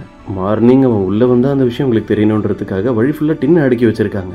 அவங்க நினைச்ச மாதிரி தான் கடைசியில நடக்குது. அந்த டின்ல அவன் தெரியாதனமா காலை வச்சிடறான். நான் நைட்டு சரியா தூங்கவே இல்லை, உங்களுக்காக தான் ஃபுல்லா வெயிட் பண்ணிட்டு இருந்தேன் தெரியுமான்னு சொல்லி எல்லா கதையும் சொல்ல ஆரம்பிச்சிடுறாங்க. இப்படி அவங்க பாட்டுக்கு தொண்ணு பேசிக்கிட்டு இருக்கும்போது ஒரே ஒரு விஷயம் தான் சொல்றான். சரி உனக்கு ஒரு குட் நியூஸ் இருக்கு, எங்க ஸ்போர்ட்ஸ் டீம் யூரோப்புக்கு போக போறாங்க. இப்படி பண்ணா நீ இல்லீகலா இங்க இருந்து தப்பிச்சிடலாம், யாருக்கிட்டையும் மாட்டாம. அதுக்கு சில முக்கியமான வேலை மட்டும் இன்னும் பண்ண வேண்டியது இருக்கு. அது என்னன்னா இப்ப இவங்க ஃபேக்கான பாஸ்போர்ட் ரெடி பண்றதுக்காக சிட்டிக்கு போயாகணும். இப்படி இவங்க சீக்கிரட்டு நினைச்சு பேசிட்டு இருக்கிற எல்லா விஷயங்களும் அந்த அசிஸ்டன்ட்டும் கேட்டுட்டு தான் இருக்கான். இப்ப அப்படியே கட் பண்ணா கொஞ்ச நேரத்துக்கு அப்புறம் நம்ம சரியா தான் காட்டுறாங்க. இங்க இவ்வளவு பரபரப்பான பிரச்சனை எல்லாம் போயிட்டு இருக்கு. பாஸ்போர்ட்காக அந்த போட்டோ எடுக்க போறாங்கல்ல, அதுக்காக ஷாப்பிங் எல்லாம் நடந்துட்டு இருக்கு. அவங்க கிட்ட பணம் ரொம்ப கம்மியா இருந்தாலும் கையில காஸ்ட்லியான வாட்ச் போட்டிருக்காங்கல்ல, அதை வச்சு அப்படியே சமாளிச்சிடுறாங்க. அப்படியே அந்த கடையில பார்க்கும்போது தான் ஒரு லிமிடெட் எடிஷன் வாட்ச் அவங்களுடைய கண்ணில் படுது. இது ரொம்ப ரேரான வாட்ச் ஆச்சு, இது எப்படி உங்களுக்கு கிடைச்சதுன்னு கேட்க அந்த கடையோட ஓனர் எக்ஸ்பிளைன் பண்ணிட்டு இருக்கான். சில வருஷத்துக்கு முன்னாடி ஒரு பர்சன் என்ன தேடி வந்து இந்த வாட்ச் என்கிட்ட ஃப்ரீயா தந்துட்டு போனாரு. இதுக்காக அவர் என்கிட்ட பணம் கூட வாங்கல. இந்த வாட்ச்ல ஒரு சீக்ரெட் இருக்கு, அது என்னன்றது நமக்கு போக போக தெரியும். இன்னொரு பக்கம் நமக்கு அந்த அசிஸ்டன்ட் தான் காட்டுறாங்க. இப்போ வரைக்கும் அவன் கேட்ட எல்லா இன்ஃபர்மேஷனும் போயிட்டு அந்த சீனியர் ஆஃபீஸர் கிட்ட தான் சொல்லிட்டு இருக்கான். அந்த பொண்ணு சரி இல்லீகலா ஏதோ யூரோப்க்கு போறதுக்கு பிளான் பண்ணிட்டு இருக்காங்கன்னு எல்லாத்தையுமே சொல்லிடுறான். சீனியர் ஆஃபீஸருக்கு ஆரம்பத்துல இருந்தே இவங்க மேல டவுட்டா இருந்திருக்கும். இப்போ அது கன்ஃபார்மே ஆகுது. எல்லாத்தையும் பேசி முடிச்சிட்டு சீனியர் ஏதோ ஒரு வாட்சை பத்தி அந்த அசிஸ்டன்ட் கிட்ட விசாரிக்கிறான். அந்த வாட்ச் உனக்கு கிடைச்சதா இல்லையா அப்படின்னு. இப்பதான் நமக்கு ஒரு முக்கியமான விஷயத்தை ரிவீல் பண்றாங்க. சரி, ஒரு கடையில ரொம்ப ரேரான ஒரு வாட்ச் பார்த்திருப்பாங்கல்ல, அது நம்ம ஜியாங்கோட பிரதர் உயிரோட இருக்கும்போது யூஸ் பண்ணிட்டு இருந்த வாட்ச் தான். அவர் இறந்ததுக்கு அப்புறம் அந்த வாட்ச் அசிஸ்டன்ட் கிட்ட கிடைச்சிருக்கு. அவனே ஒரு கில்ட்டி ஃபீலிங்கோட இருந்ததுனால அந்த வாட்ச் எடுத்துட்டு போய் கடையில ஃப்ரீயாவே தந்துட்டு போயிட்டான். இதெல்லாம் நடந்து சில வருஷம் ஆகிடுச்சு. ஆனா இப்போ வரைக்கும் சீனியர் ஆஃபீஸர் அந்த வாட்ச் தேடிட்டு தான் இருக்கான். ஏன்னா சீனியர் ஆஃபீஸருக்கு இப்போ வரைக்கும் ஒரு டவுட் இருக்கு, அந்த வாட்ச்ல அவனுக்கு அகேன்ஸ்டா ஏதாவது ப்ரூஃப் இருக்குமா அப்படின்னு. அதனாலதான் இப்போ வரைக்கும் அதை தேடிக்கிட்டு இருக்கான். ஒருவேளை அது கிடைச்சிருச்சுன்னா மொத்தமா அதை காலி பண்றதுக்கு. இதுக்கப்புறம் சீனியர் என்ன பண்றான், ஜியாங்கோட டீம்ல இருக்கிற மத்த சோல்ஜர்ஸ் எல்லாரையும் கூப்பிட்டு வச்சு டார்ச்சர் பண்ணிட்டு இருக்கான். அந்த பொண்ணு சரி யாருன்றது கண்டிப்பா உங்களுக்கு தெரிஞ்சிருக்கும். அவளை பத்தி நீங்க உண்மையை சொல்ல போறீங்களா இல்லையா அப்படின்னு. எவ்வளவு அடி வாங்கினாலும் சரி, இவங்க யாரும் சரியோட உண்மையை பத்தி அவங்ககிட்ட வாய கூட திறக்கல. இப்படி ஒரு விஷயம் நடந்துட்டு இருக்குன்றது தெரிஞ்சதுமே கரெக்டா நம்ம ஜியாங் இந்த இடத்துக்கு வந்துடுறோம். அது மட்டும் இல்லாம நம்ம ஜியாங் வரும்போதே ஒரு பெரிய வேலையை பார்த்துட்டு தான் வந்திருக்கான் சீனியர் ஆஃபீஸருக்கு அகேன்ஸ்டா. அந்த ட்ரக் ஆக்சிடென்ட் ஒன்று நடந்ததுல அதுக்கு தப்பான ரிப்போர்ட்டை கொடுத்து அதை சப்மிட் பண்ணி சமாளிக்க ட்ரை பண்ணியிருக்கான். இந்த விஷயம் தெரிஞ்சதுமே அவனுக்கு மேல இருக்கிற ஆஃபீஸர்ஸ் அவனுக்கு கால் பண்ணி அங்க என்னதான் நடந்தது, அந்த ட்ரக் ஆக்சிடென்ட்டோட உண்மையான ரிப்போர்ட் எங்களுக்கு வந்தாகணும்னு சொல்லி அவனை வார்ன் பண்ணி பேசிட்டு இருக்காங்க. இன்னொரு பக்கம் நம்ம சரியா தான் காட்டுறாங்க. ஷாப்பிங்லாம் முடிச்சுட்டு அப்படியே வீட்டுக்கு நடந்து வந்துட்டு இருக்கும்போது ஸ்கூல் பசங்க நிறைய பேர் சேர்ந்து ஒரு பையனை புள்ளி பண்ணிட்டு இருக்கிறத பார்த்துட்டு இவங்க தான் அந்த பையனுக்கு போய் ஹெல்ப் பண்றாங்க. அப்ப நார்த் கொரியாலையும் புள்ளி பண்றதெல்லாம் நடந்துட்டு தான் இருக்கு போல இருக்கு. இப்போ இந்த கேங் கிட்ட இருந்து அவங்க காப்பாத்திருக்க அந்த பையன் வேற யாரும் இல்ல, அசிஸ்டன்டோட பையன் தான். இப்போ அப்படியே கட் பண்ண நமக்கு சவுத் கொரியால சரியோட மேனேஜர் அப்புறம் இன்சூரன்ஸ் ஏஜென்ட் ரெண்டு பேரை தான் காட்டுறாங்க. ரொம்ப ரிஸ்க் எடுத்து அவங்க போய் பேராகிளைடிங் டீம் மீட் பண்ண அப்புறம் தான் உங்களுக்கு ஒரு இன்ஃபர்மேஷனே கிடைக்குது. எங்களுக்கு ஒரு சிக்னல் கிடைச்சிருக்கு, அதுல சரியோட வாய்ஸ் கேக்குது. அப்படின்னா இப்போ அவங்க உயிரோட தான் இருக்காங்கன்னு சொன்னதே அவங்க ரெண்டு பேருக்குமே ரொம்ப சந்தோஷமா இருக்கு. சரியோட பிரதர் உங்களை தேடக்கூடாதுன்னு சொன்னாலும் சரி, இவங்க ரெண்டு பேரும் வாலண்டியரா போய் வேலையை பார்த்துட்டு இருக்காங்க. இன்னொரு பக்கம் நமக்கு சரியோட பிரதரை தான் காட்டுறாங்க. அவன் ரொம்ப நாளா தேடிக்கிட்டு இருக்கிறது அவங்க கிட்ட இருந்து பணத்தை ஸ்கேம் பண்ணிட்டு போன சியோங்க தான். ஒரு வழியா அவனுடைய அடியாளங்கள் எல்லாம் வச்சு சியோங்க நார்த் கொரியாவுக்கு அனுப்பியிருந்த அந்த ஏஜென்ட்டை பிடிச்சிட்டான். அவனை போட்டு அந்த அடி அடிச்சு திரும்ப சியோங் இந்த இடத்துக்கு வந்தாகணும்னு சொல்லி மிரட்டிட்டு இருக்காங்க. நீ கேட்கிற பணத்தை நான் உனக்கு தந்து நான் உயிரோட விட்டுறேன்னு சொல்லிட்டு இருக்கான். ஏஜென்ட்டுக்கு வேற வழி தெரியல, அதனால அதை தனியா போய் நார்த் கொரியால இருக்க அவனோட ஃப்ரெண்டுக்கு தான் கால் பண்ணி பேசுறான். இப்போ அந்த சியோங் உன் கூட தானே இருக்கான், தயவு செஞ்சு நான் சவுத் கொரியாவுக்கு திரும்ப கூப்பிட்டு வந்துரு அப்படின்னு. அவன் போன் பேசி முடிச்சதும் பதட்டமா இருக்கிற மாதிரி தெரியுதுன்னு நோட் பண்ணிட்டு சியோங் கூட அவங்ககிட்ட கேட்கறான், என்ன ஆச்சு உனக்கு யார் கால் பண்ணானு. ஆனா அவன் எதுவுமே சொல்லாம சமாளிக்கிறான். சியோங் ஒன்னும் இல்ல, ஒரு முக்கியமான வேலை, இப்போ நம்ம ஏர்போர்ட்டுக்கு போயாகணும்னு சொல்லி அவனை ரெடியாக சொல்றான். இப்போ நைட் டைம் நம்ம ஜியாங் அவனோட டீம்மேட்ஸ் எல்லாரையும் கூப்பிட்டு அவனோட வீட்டுக்கு தான் வந்திருக்கான். எல்லாருக்கும் அங்கங்க அடிபட்டு இருக்கு. வாயை திறந்து உண்மையை சொல்லிடக்கூடாது அப்படின்றதுக்காக எல்லாருமே சேர்ந்து அந்த சீனியர் ஆஃபீஸர் கிட்ட உதவி வாங்கிட்டு வந்திருக்காங்க. சரியை காப்பாற்றணுன்றதுக்காக தான் அவங்க 4 பேருமே உதவி வாங்கியிருக்காங்க. அதனால ரிட்டன் நம்ம சரிக்கு என்ன பண்றதுன்னு தெரியல. அவங்களுக்கு தர்றதுக்கும் அவங்க கிட்ட எந்த பொருளும் இல்லை, அதனால எல்லாருக்குமே ஹார்ட்டின் தான் தந்துட்டு இருக்காங்க.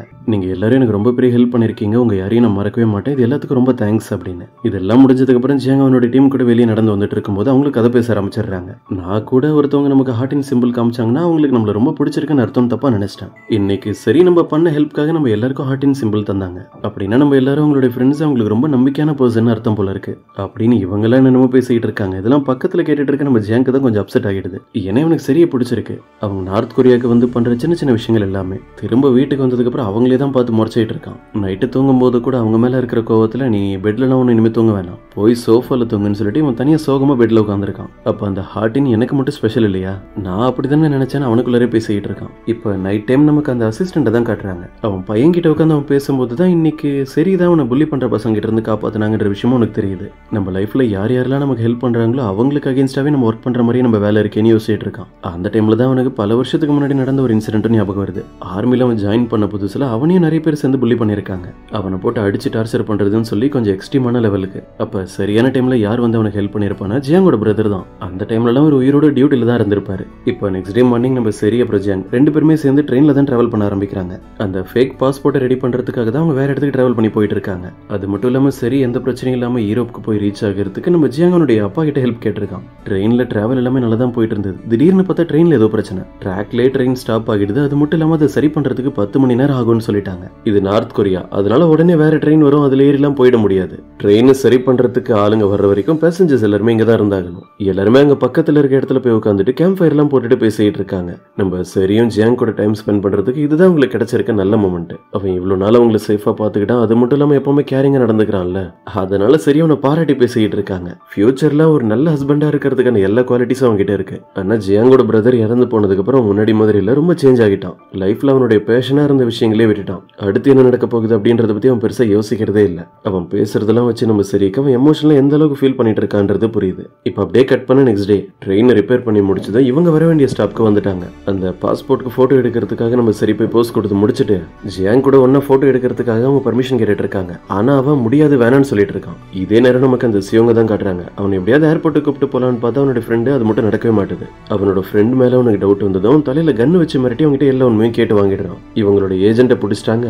அதனால இவனை மாட்டி விடுறதுக்காக இவனோட ஃப்ரெண்ட் இவனை சவுத் கொரியா அனுப்புறதுக்கு பிளான் பண்ணிட்டு இருந்தான். இது எல்லாமே தெரிஞ்சதுக்கு அப்புறம் சிவங்க அவனோட ஃப்ரெண்டை சமாளிச்சுட்டு அங்க இருந்து வெளியே வர எஸ்கேப் ஆகி போயிடலான்னு திடீர்னு பார்த்தா அவனுக்கு கால் வந்திருக்கு. அட்டன் பண்ணி பேசின அப்புறம் தான் தெரியுது சரியோட பிரதர் தான் கால் பண்ணிருக்கான். மரியாதையா நீ ஏமாத்தி என்கிட்ட இருந்து வாங்கிட்டு போன பணத்தை கொடுத்துரு, இல்லன்னா அவ்வளவுதான் மிரட்டிட்டு இருக்கான். ஆனா என்ன இருந்தாலும் சிவங்க இதுக்கெல்லாம் பயப்படுற மாதிரியே இல்ல. இப்படி அவன் போன்ல பேசிக்கிட்டு இருக்கும் போதே சரி அந்த பக்கமா நடந்து வர்றதே அவன் பாக்குறான். இவனுக்கு பயங்கர ஷாக்கு. சரியோட பிரதர் கிட்ட அவன் போன்ல பேசினா இப்ப அவ உயிரோடு இல்ல, இறந்துட்டான்னு அவன் சொல்லிட்டு இருக்கான். அப்படின்னா இவன் நார்த் கொரியால உயிரோட தான் இருக்கான்ற விஷயம் இவங்க யாருக்கும் தெரியல போல இருக்குன்னு சொல்லி இவன் முடிவு பண்ணிட்டு வேக வேகமா ஓடி போய் சரியோட கையை பிடிச்சிட்டு அவங்களை நேரம் அங்க இருந்து ஒரு லிஃப்ட் கூப்பிட்டு போறான். ஏன்னா என்ன இருந்தாலும் சரி சிவங்க அவங்க எப்படியும் தேடி கண்டுபிடிச்சிருவாங்கன்னு அவனுக்கு ஒரு டவுட் இருக்கு. அட்லீஸ்ட் சரி உயிரோட தான் இருக்காங்கன்ற விஷயத்தை யூஸ் பண்ணியாவது அந்த பிரச்சனைல இருந்து அவன் தப்பிக்க முடியுமான்னு தான் யோசிக்கிறான். திடீர்னு பார்த்தா நம்ம ஜியாங் தான் லிஃப்ட்டுக்குள்ள என்டர் ஆகி அந்த சிவங்க போட்டு அடிக்க ஆரம்பிச்சிடறான். இவன் சரியோட கையை பிடிச்சிட்டு வேகமா அங்க இருந்து ஓடி வந்ததை பார்த்துட்டு அவங்களுக்கு ஏதோ பிரச்சனை நினைச்சு வந்திருக்கான். அவன் ஷோல்டரை போட்டு முறிக்க அவன் அந்த அடி அடிச்சிட்டு இருக்கான். அதுக்கப்புறம் தான் நம்ம சரி ரெண்டு பேரும் இன்ட்ரோ பண்ணி வைக்கிறாங்க. இவர் என்னோட பர்சனல் பாடி கார்டு, அதனாலதான் ரொம்ப கோவப்பட்டாருன்னு ஜியாங்க பத்தி சொல்றாங்க. ஒரு வழியா ரெண்டு பேருக்கும் நடுவில் பிரச்சனை சால்வ் ஆகி சிவங்க அங்க இருந்து போயிடுறான். இன்னொரு பக்கம் நம்ம ஜியாங் சரி அவனுடைய பாடி கார்டுன்னு சொன்னதை அவங்களை பயங்கர கேரிங்கா பாத்துக்கிறான். ஒரு ஆள் அந்த பக்கமா லக்கேஜ் எல்லாம் தள்ளிட்டு போயிட்டு இருக்கான். அது லைட்டா கூட சரி மேல பற்றக்கூடாது அப்படின்றதுக்காக அந்த லக்கேஜ் எல்லாம் அப்படி பிடிச்சி தள்ளி விடுறான். இது எல்லாத்தையும் அவங்களும் நோட் பண்ணிட்டு தான் இருக்காங்க. பாடி கார்டுன்னு சொன்னதுக்கே எப்படியான்னு. அந்த சியோங் எப்பவோ இங்க இருந்து தப்பிச்சு போயிருக்க வேண்டியது, ஆனா போகாம இருந்ததுனால இப்ப மறுபடியும் அவனோட ஃப்ரெண்டு கிட்ட மாட்டிக்கிட்டான். அவன் நிறைய அடியாளங்களை கூப்பிட்டு வந்து சியோங்கோட தலையிலே கன்னு வச்சு அவனை பிடிச்சிடறான். இதே நேரம் நம்ம சரியும் ஜியாங் கிட்ட உட்காந்து எல்லாத்தையுமே டீட்டெயிலா சொல்லிட்டு இருக்காங்க. அந்த சியாங் யாரு அப்படின்றத பத்தி. என்னோட பிரதர் தான் இவன் என்னமோ ரொம்ப நல்லவன் நினைச்சு எனக்கு இவனை மேரேஜ் பண்ணி வைக்கணும்லாம் பிளான் பண்ணிருந்தான். ஆனா எனக்கு இந்த விஷயத்துல கொஞ்சம் கூட விருப்பமே இல்லை. நான் இதெல்லாம் வேணாம்னு சொல்லி மேரேஜை நிறுத்திட்டேன். ஆனா இப்போ எனக்கு என்ன தோணுதுன்னா நான் நார்த் கொரியால மாட்டிக்கிட்டு ரொம்ப கஷ்டப்பட்டு இருக்கேன். கோஇன்சிடென்ட்டா இப்போ இவனும் இந்த இடத்துக்கு வந்திருக்கான். என்னை காப்பாத்துறதுக்கு ஒரே ஆப்ஷன் இவன் மட்டும் தான் எனக்கு தோணுது. அவங்ககிட்ட ஹெல்ப் கேட்கலாம் நான் முடிவு பண்ணிட்டேன்னு சொல்றாங்க. இதை கேட்டதும் ஜியாங் டென்ஷன் ஆகுறான். இந்த ஃபேட்டு கோஇன்சிடென்ட்டா நீ மீட் பண்ணதெல்லாம் அவன் இல்ல என்னதான், யாருன்னே தெரியாத நம்ம ரெண்டு பேரும் தான் இங்க மீட் பண்ணோம். நம்ம லைஃப்ல நிறைய விஷயம் நடந்திருக்கு அப்படின்னு அவனை பத்தி மட்டும் சரிகிட்ட பெருமையா சொல்லிட்டு இருக்கான். இப்படி இவங்க ரெண்டு பேருமே பேசி முடிச்சுட்டு இங்க இருந்து வெளியே வரும்போது பார்த்தா கரெக்டா டேன் வெயிட் பண்ணிட்டு இருக்காங்க. இவங்க ரெண்டு பேரும் பேசிட்டு இருந்ததை அவங்க பார்த்துட்டாங்க. நம்ம ஜியாங் சரி கூட டைம் ஸ்பெண்ட் பண்ணிட்டு இருக்கிறதுல அவங்களுக்கு பிடிக்கவே இல்லை. இருந்தாலும் கோவத்தை வெளியே காட்டாம சாதாரணமா பேசிட்டு இருக்காங்க. மிஸ்டர் ஜியாங் இன்னைக்கு 7 மணிக்கு டின்னருக்கு வந்துருங்க, நம்ம ரெண்டு பேரும் மீட் பண்ணி பேசலாம்னு சொல்லி அவனை வர சொல்றாங்க. இந்த டின்னருக்கு போலாமா வேணாமான்னு நம்ம சரி ஒரு டவுட்லயே இருக்காங்க. ஏன்னா இன்னைக்கு நைட்டு இதே டைம் தான் அவங்க சிவங்க மீட் பண்ணி சவுத் கொரியா போற விஷயத்துல ஹெல்ப் கேட்கலான்னு முடிவு பண்ணிருப்பாங்க. இன்னொரு பக்கம் நமக்கு அந்த சிவங்க தான் காட்டுறாங்க. அவனை மாடியில கூப்பிட்டு போய் வச்சு அடி அடி நடிச்சுட்டு சரியோட பிரதர் கிட்ட இருந்து கால் வருது. அவனும் அட்டன் பண்ணி பேச ஆரம்பிக்கிறான். நீங்க என்ன எதுவும் பண்ணாம விட்டுருங்க, நான் இப்போ ஒரு நல்ல டீலிங்கோட வந்திருக்கேன். பேராகிளைடிங்க்கு போன சரி ஏதோ ஒரு புயல்ல மாட்டி இறந்து போயிட்டு தான் நீங்க நினைச்சிட்டு இருக்கீங்க. ஆனா உண்மை அது இல்ல. அவ உயிரோட தான் இருக்கா, அதுவும் நார்த் கொரியால. நான் அவளை பார்த்தேன். இந்த நியூஸை கேட்டு பதறி போன சரியோட பிரதரும் இப்போ உனக்கு ஒரு வேலை இருக்கு, என்னால உனக்கு எந்த பிரச்சனையும் வராது, ஆனா நீ எனக்காக ஒரே ஒரு வேலையை மட்டும் பண்ணு. அவ நார்த் கொரியாவை விட்டு எப்பவுமே வெளியே வராத மாதிரி பாத்துக்கோ. அவ சவுத் கொரியாவுக்கு திரும்ப வந்துடவே கூடாதுன்னு சொல்லிட்டு இருக்கான். இப்படி நடந்தா மட்டும் தானே சரியோட பிரதருக்கு எல்லா விஷயமும் கிடைக்கும். அதனாலதான் இவ்வளவு நேரம் சிவங்க மிரட்டி பேசிட்டு இருந்த எல்லாருமே அப்படியே சைலண்டா அங்க இருந்து போயிடுறாங்க. அதுக்கப்புறம் டேன் மாடியில கொஞ்ச நேரம் தனியா ரிலாக்ஸா இருக்கலாம்னு மேல வராங்க. அவங்கள பார்த்ததுமே சிவங்க அவனுக்கு எதுவுமே நடக்காத மாதிரி அப்படியே அவங்க முன்னாடி பெர்ஃபார்ம் பண்ணி பேசிக்கிட்டு இருக்கான். இதுக்கு முன்னாடியே அவங்க ரெண்டு பேரும் டாக்ஸில மீட் பண்ணி பேசியிருப்பாங்கல்ல. இவங்க ரெண்டு பேருமே கிட்டத்தட்ட பிரேக்கப் ஆன ஃபீலிங்கோட ஒரே மைண்ட் செட்ல தான் சுத்திட்டு இருக்காங்க. இப்ப அப்படியே கட் பண்ண நைட்டு 7 மணி. ஜியாங்க மீட் பண்ணி டேன் தனியா உட்காந்து பேசிட்டு இருக்காங்க. அதான் டின்னருக்கு வர சொல்லியிருப்பாங்கல்ல. அவங்க ரெண்டு பேரும் மட்டும் தான் பர்சனலா உட்காந்து பேச போறாங்கன்னு பார்த்தா அவங்களுடைய அப்பா அம்மாவும் அங்கதான் உட்காந்து இருக்காங்க. டேனை மேரேஜ் பண்ணாம ஜியாங் ஏன் இவ்வளவு லேட் பண்ணிட்டு இருக்கான், இவங்க ரெண்டு பேருக்கும் சீக்கிரம் மேரேஜ் பண்ணி வைக்கணும்ன்ற டாபிக் தான் போயிட்டு இருக்கு. இதே நேரம் நம்ம சரியா இந்த சியாங்க போய் மீட் பண்ணி அவங்களுடைய பிரச்சனையை பத்தி சொல்லிட்டு இருக்காங்க. நான் இந்த கண்ட்ரில வந்து மாட்டிக்கிட்டு எப்படி இங்க இருந்து வெளியே போகணும்ன்றதே தெரியாம இருக்கேன். நான் எப்படியாவது இங்க இருந்து சவுத் கொரியாவுக்கு போகணும், நீ தான் இந்த விஷயத்துல எனக்கு ஹெல்ப் பண்ணணும்னு சொல்றாங்க. இவங்க கிட்ட அப்படி நல்ல மாதிரி இந்த சியோங் பெர்ஃபார்ம் பண்ணிட்டு இருக்கான்ல. ஆனா அவன் கையில வச்சிருக்க அந்த போன்ல சரியோட பிரதர் லைன்ல தான் இருக்கான். அவங்க என்ன பேசிக்கிட்டு இருக்காங்கன்ற எல்லா விஷயமும் அவனுக்கு தெளிவா கேக்குது. அங்க மேரேஜ் டாபிக் போயிட்டு இருக்க நம்ம ஜியாங்க்கு அங்க இருக்கிறவங்க என்ன பேசிக்கிட்டு இருக்காங்கன்றது கூட சரியா காதுல வாங்கல. ஆனா அங்க இருக்கிறவங்க டேட் எல்லாம் ஃபிக்ஸ் பண்ணி எப்ப மேரேஜ் பண்ணி வைக்கலான்ற லெவலுக்கே போயிட்டாங்க. அவன் இப்ப கூட சரியோட ஞாபகத்துல தான் இருக்கான். அந்த மீட்டிங் எல்லாம் முடிச்சுட்டு அவங்க இருந்து வெளியே வரும்போது கூட சியோங் ரொம்ப நேரமா சரிகிட்ட பேசிக்கிட்டு இருக்கிறதெல்லாம் பார்க்கும்போது அவனுக்கு கடுப்பா தான் ஆகுது. வேணும்னே அவங்க ரெண்டு பேருக்கும் நடுவில் போய் நின்று அவங்களுடைய கான்வர்சேஷனை சீக்கிரம் முடிக்கிற மாதிரி பண்றான். கடைசி நம்ம சரியும் சியோங்க பார்த்து நான் அவங்ககிட்ட சொல்லிட்டு அப்புறம் பேசுறேன் அப்படின்னு நம்ம ஜியாங்கோட நம்பர் அவனுக்கு தந்துட்டு அங்க இருந்து கிளம்பிடுறாங்க. இப்ப ரொம்ப நேரத்துக்கு அப்புறம் காட்டுறாங்க ஜியாங் கூட தான் ஒரு இடத்துல உட்காந்து பேசிக்கிட்டு இருக்காங்க, அதுவும் தொணன்னு. இதுதான் இந்த வருஷத்தோட ஃபர்ஸ்ட் ஸ்னோஃபால். நம்ம லவ் பண்ற ஒரு பர்சன் கூட இந்த ஸ்னோஃபால ஒன்னா உட்காந்து பார்த்தா கடைசி வரைக்கும் அவங்க 2 பேருமே லைஃப்ல ஒன்னா இருப்பாங்கன்னு சொல்லுவாங்க. இப்படி அவங்க பேசிக்கிட்டு இருக்கிறது எல்லாமே சவுத் கொரியால எப்போ நடக்கிற ஒரு விஷயம் தான். ஆனா நார்த் கொரியால இருக்க நம்ம ஜியாங்க் இதெல்லாம் கேட்கும் போதே ரொம்ப வீடா இருக்கு. இவ்வளவு நேரம் இன்ட்ரெஸ்டிங்கா அந்த கதையெல்லாம் சொல்லிட்டு இருந்தவங்க திடீர்னு அவனுடைய ஷோல்டர்ல சாஞ்சு நல்லா தூங்க ஆரம்பிச்சிடுறாங்க. நம்ம ஜியாங் அவங்களை டிஸ்டர்ப் பண்ணாம அப்படியே தூங்க விட்டுறான். இப்போ நெக்ஸ்ட் டே மார்னிங் நமக்கு அந்த சியோங்க தான் காட்டுறாங்க. அவன் சவுத் கொரியால இருந்து யாருக்கிட்டையும் மாட்டாம இங்க எஸ்கேப் ஆகி வர்றதுக்கு அந்த சீனியர் ஆஃபீஸர் சோல் தானே ஹெல்ப் பண்ணிருப்பான். சரியோட போட்டோ எடுத்துட்டு வந்து என்ன பண்றான், சோல் கிட்ட எல்லா இன்ஃபர்மேஷனையும் சொல்லிட்டு இருக்கான். என்ன ஆனாலும் சரி இந்த பொண்ணு நார்த் கொரியா விட்டு வெளியே போகவே கூடாது. இந்த பொண்ணு சவுத் கொரியாலே ரொம்ப ரிச்சான ஃபேமிலியை சேர்ந்தவங்க. இப்படி அவங்க சொல்லி இருக்கிற வேலையெல்லாம் நம்ம கரெக்டா பண்ண நமக்கு நிறைய பணம் கிடைக்கும்னு சொல்ல சோல் இன்னொரு ஐடியாவையும் சொல்றான். அப்படின்னா அந்த பொண்ணுக்கு எந்த பிரச்சனையும் வராம அவளை சேஃபா பாத்துக்கிற அந்த கேப்டன் ஜியாங் ஃபர்ஸ்ட் அவனை சாகடிக்கணும். அவன் இல்லைன்னா அந்த பொண்ணு சரியால எதுவும் பண்ண முடியாது. அவ கடைசி வரைக்கும் நார்த் கொரியால தான் இருக்கணும். இன்னொரு பக்கம் நமக்கு சரியா தான் காட்டுறாங்க. அங்க ஏரியால இருக்கிற லேடிஸ் எல்லாருமே வந்து அவங்க கிட்ட தொண்ணு கேள்விதான் கேட்டுட்டு இருக்காங்க. இவங்க எங்க இருந்து வந்திருக்காங்கன்ற உண்மையை அவங்க கிட்ட சொல்ல முடியல. அதனால ஏதாவது சொல்லி சமாளிக்கிறாங்க. கேப்டன் ஜியாங்கோட ஃபேமிலியை சேர்ந்தவங்களுக்கு என்ன பிடிக்கலன்னு நினைக்கிறேன். அவங்க என்ன வேணான்னு சொல்லிட்டாங்க. அவங்களுக்கு டேனை தான் பிடிச்சிருக்கு போல இருக்கு. அதனால நான் கொஞ்ச நாள் தான் இங்க இருப்பேன். அதுக்கப்புறம் சீக்கிரமே என்னுடைய வேலைக்கு போயிடுவேன். அதுக்கப்புறம் நம்ம சரியா அவங்களுக்கு ஹெல்ப் பண்ண ஜியாங்கோட டீம் கூட வெளியே போய் ஒரு பிக்னிக் மாதிரி ஸ்டே பண்றாங்க. அங்க இருக்கிற எல்லாருமே நம்ம சரியா அவங்களுடைய க்ளோஸ் ஃப்ரெண்ட் மாதிரி அப்படி ட்ரீட் பண்றாங்க. இப்போ நைட் டைம் நம்ம ஜியாங் சரி கிட்ட தான் பேசிட்டு இருக்கான். எந்த பிரச்சனையும் இல்லாம சேஃபா அவங்க இங்க இருந்து அவங்களுடைய இடத்துக்கு ரிட்டர்ன் அனுப்புறதுக்கு ஒரு பிளான் பண்ணிருக்கான். இவனோட டீம்ல பார்க்னு ஒருத்தன் இருக்கான்ல, அவன் ட்ரக் எடுத்துட்டு ஏர்போர்ட்டுக்கு போற ஒரு வேலை வந்திருக்கு. அவன் கூடவே போய் அங்க இருந்து சரியும் ஏர்போர்ட் வழியா எஸ்கேப் ஆகிட சொல்றான். இவ்வளவு நாள் நம்ம சரி இதுக்காக தான் ரொம்ப கஷ்டப்பட்டு இருந்திருப்பாங்க. ஆனா திடீர்னு அவங்களுடைய கண்ணெல்லாம் கலங்கி ஒரு மாதிரி எமோஷனல் ஆகிடுறாங்க. ஏன்னா ஒரு டைம் அவங்க இங்க இருந்து வெளியே போயிட்டாங்கன்னா திரும்ப வந்து ஜியாங் அவனோட டீம்மேட்ஸ் எல்லாம் மீட் பண்ணி பேச முடியாது எப்பவும் போல. ஜியாங்க்கு இது கஷ்டமா தான் இருக்கு. ஆனா என்ன இருந்தாலும் சரி உயிரோட இருக்கணும்ல. அதனால 2 பேருமே கடைசியா குட் பை சொல்றாங்க. ஆனா இப்ப இங்க என்ன பிரச்சனைனா இவங்க பேசிட்டு இருந்தது எல்லாத்தையுமே சோலோட அசிஸ்டன்ட் நோட் பண்ணிட்டு நாளைக்கு இவங்க எப்படி தப்பிக்க பிளான் பண்ணிருக்காங்கன்ற எல்லா விஷயத்தையுமே சோல் கிட்ட இன்ஃபார்ம் பண்ணிடுறான். நெக்ஸ்ட் டே அவங்க பிளான் பண்ண மாதிரியே பார்க் கூட உட்காந்து ஜீப்ல இங்க இருந்து எஸ்கேப் ஆக ட்ரை பண்ணிட்டு இருக்கும்போது அவங்கள ஃபாலோ பண்ணிட்டே ஒரு ஆர்மி ட்ரக் வேகமா அவங்க மேல மோதிர மாதிரி பின்னாடியே வந்துட்டு இருக்கு. அதான் அந்த சீனியர் ஆஃபீஸர் சோலுக்கு இன்ஃபர்மேஷன் கிடைச்சிருச்சுல்ல, அவன் பாத்துருக்க வேலை தான் இது. இங்க நடக்கிறதெல்லாம் பார்த்துட்டு அடுத்து என்ன ஆகுமோன்னு சொல்லி இவங்களே பயந்து போய் உட்காந்துருக்காங்க. நம்ம நார்த் கொரியால இருந்து தப்பிப்போமா இல்ல இங்கே நம்மளோட கதை முடிஞ்சிருமா அப்படின்னு. திடீர்னு பார்த்தா அவங்களுக்கு ஹெல்ப் பண்ற மாதிரி நம்ம ஜியாங் அவனோட பைக்ல வேகமா அந்த பக்கமா வரான். ட்ரக்ல இருந்து வேற அவன் ஷூட் பண்ண ஆரம்பிச்சிடுறாங்க. இப்படி இந்த இடத்துல பயங்கரமான சேசிங் சீன்ஸ் எல்லாம் நடந்துட்டு இருக்கு. அந்த ட்ரக் வேற கரெக்டா அந்த ஜீப் மேல மோதுற மாதிரி வேகமா வருது. ஆனா சரியான டைமுக்கு உள்ள வந்து நம்ம ஜியாங் அந்த ட்ரக்கை ஷூட் பண்ணி அதை பிளாஸ்ட் ஆகிற மாதிரி பண்ணிடுறான். எல்லா பிரச்சனையும் முடிஞ்சிருச்சுன்னு இவங்க சாதாரணமா எடுத்துக்கிறாங்க. ஆனா ட்ரக் எரிஞ்சிட்டு இருக்கு. அதுல இருக்கிற டிரைவர் இன்னும் உயிரோட தான் இருக்கான் போல இருக்கு. அவன் வெளியே வந்து கரெக்டா நம்ம சரியா பார்த்து ஷூட் பண்ணிடுறான். ஆனா அவங்களை காப்பாத்துறதுக்காக நம்ம ஜியாங் நடுவுல வந்து அந்த புல்லட் அவனுடைய ஷோல்டர்ல பட்டுருது. அவங்க கண்ணு முன்னாடி இப்படி நடந்தது நம்ம சரியால தாங்க முடியல. ஜியாங் நினைச்சு பயங்கரமா அழுதுட்டு இருக்காங்க. அதே மாதிரி நம்ம ஜியாங்கோட டீம்மேட் ஒருத்தவனுக்கும் காலிலே புல்லட் பட்டுருது. ஆனா இப்ப கூட நம்ம சரியை காப்பாத்தணுன்றதுக்காக இவங்க எல்லாருமே அவங்க இங்க இருந்து தப்பிச்சு ஏர்போர்ட்டுக்கு தான் போக சொல்றாங்க. ஆனா சரிக்கு என்ன முடிவு எடுக்கிறதுனே தெரியல. ஜியாங்க்கு பிளட் லாஸ் அதிகமா இருக்கிறத பார்த்துட்டு கடைசியில முடிவு பண்ணிடுறாங்க. ஃபர்ஸ்ட் இப்ப அவனோட உயிரை தான் காப்பாத்தி ஆகணும். இப்ப இவங்க இங்க இருந்து போறது ஒரு முக்கியமான விஷயமே இல்லைன்னு. அதனால அவங்க 2 பேருமே ஹாஸ்பிட்டல் அட்மிட் பண்றதுக்காக ஜீப்பை இவங்களே வேகமா அங்க இருந்து ஓட்டிட்டு போக ஆரம்பிக்கிறாங்க.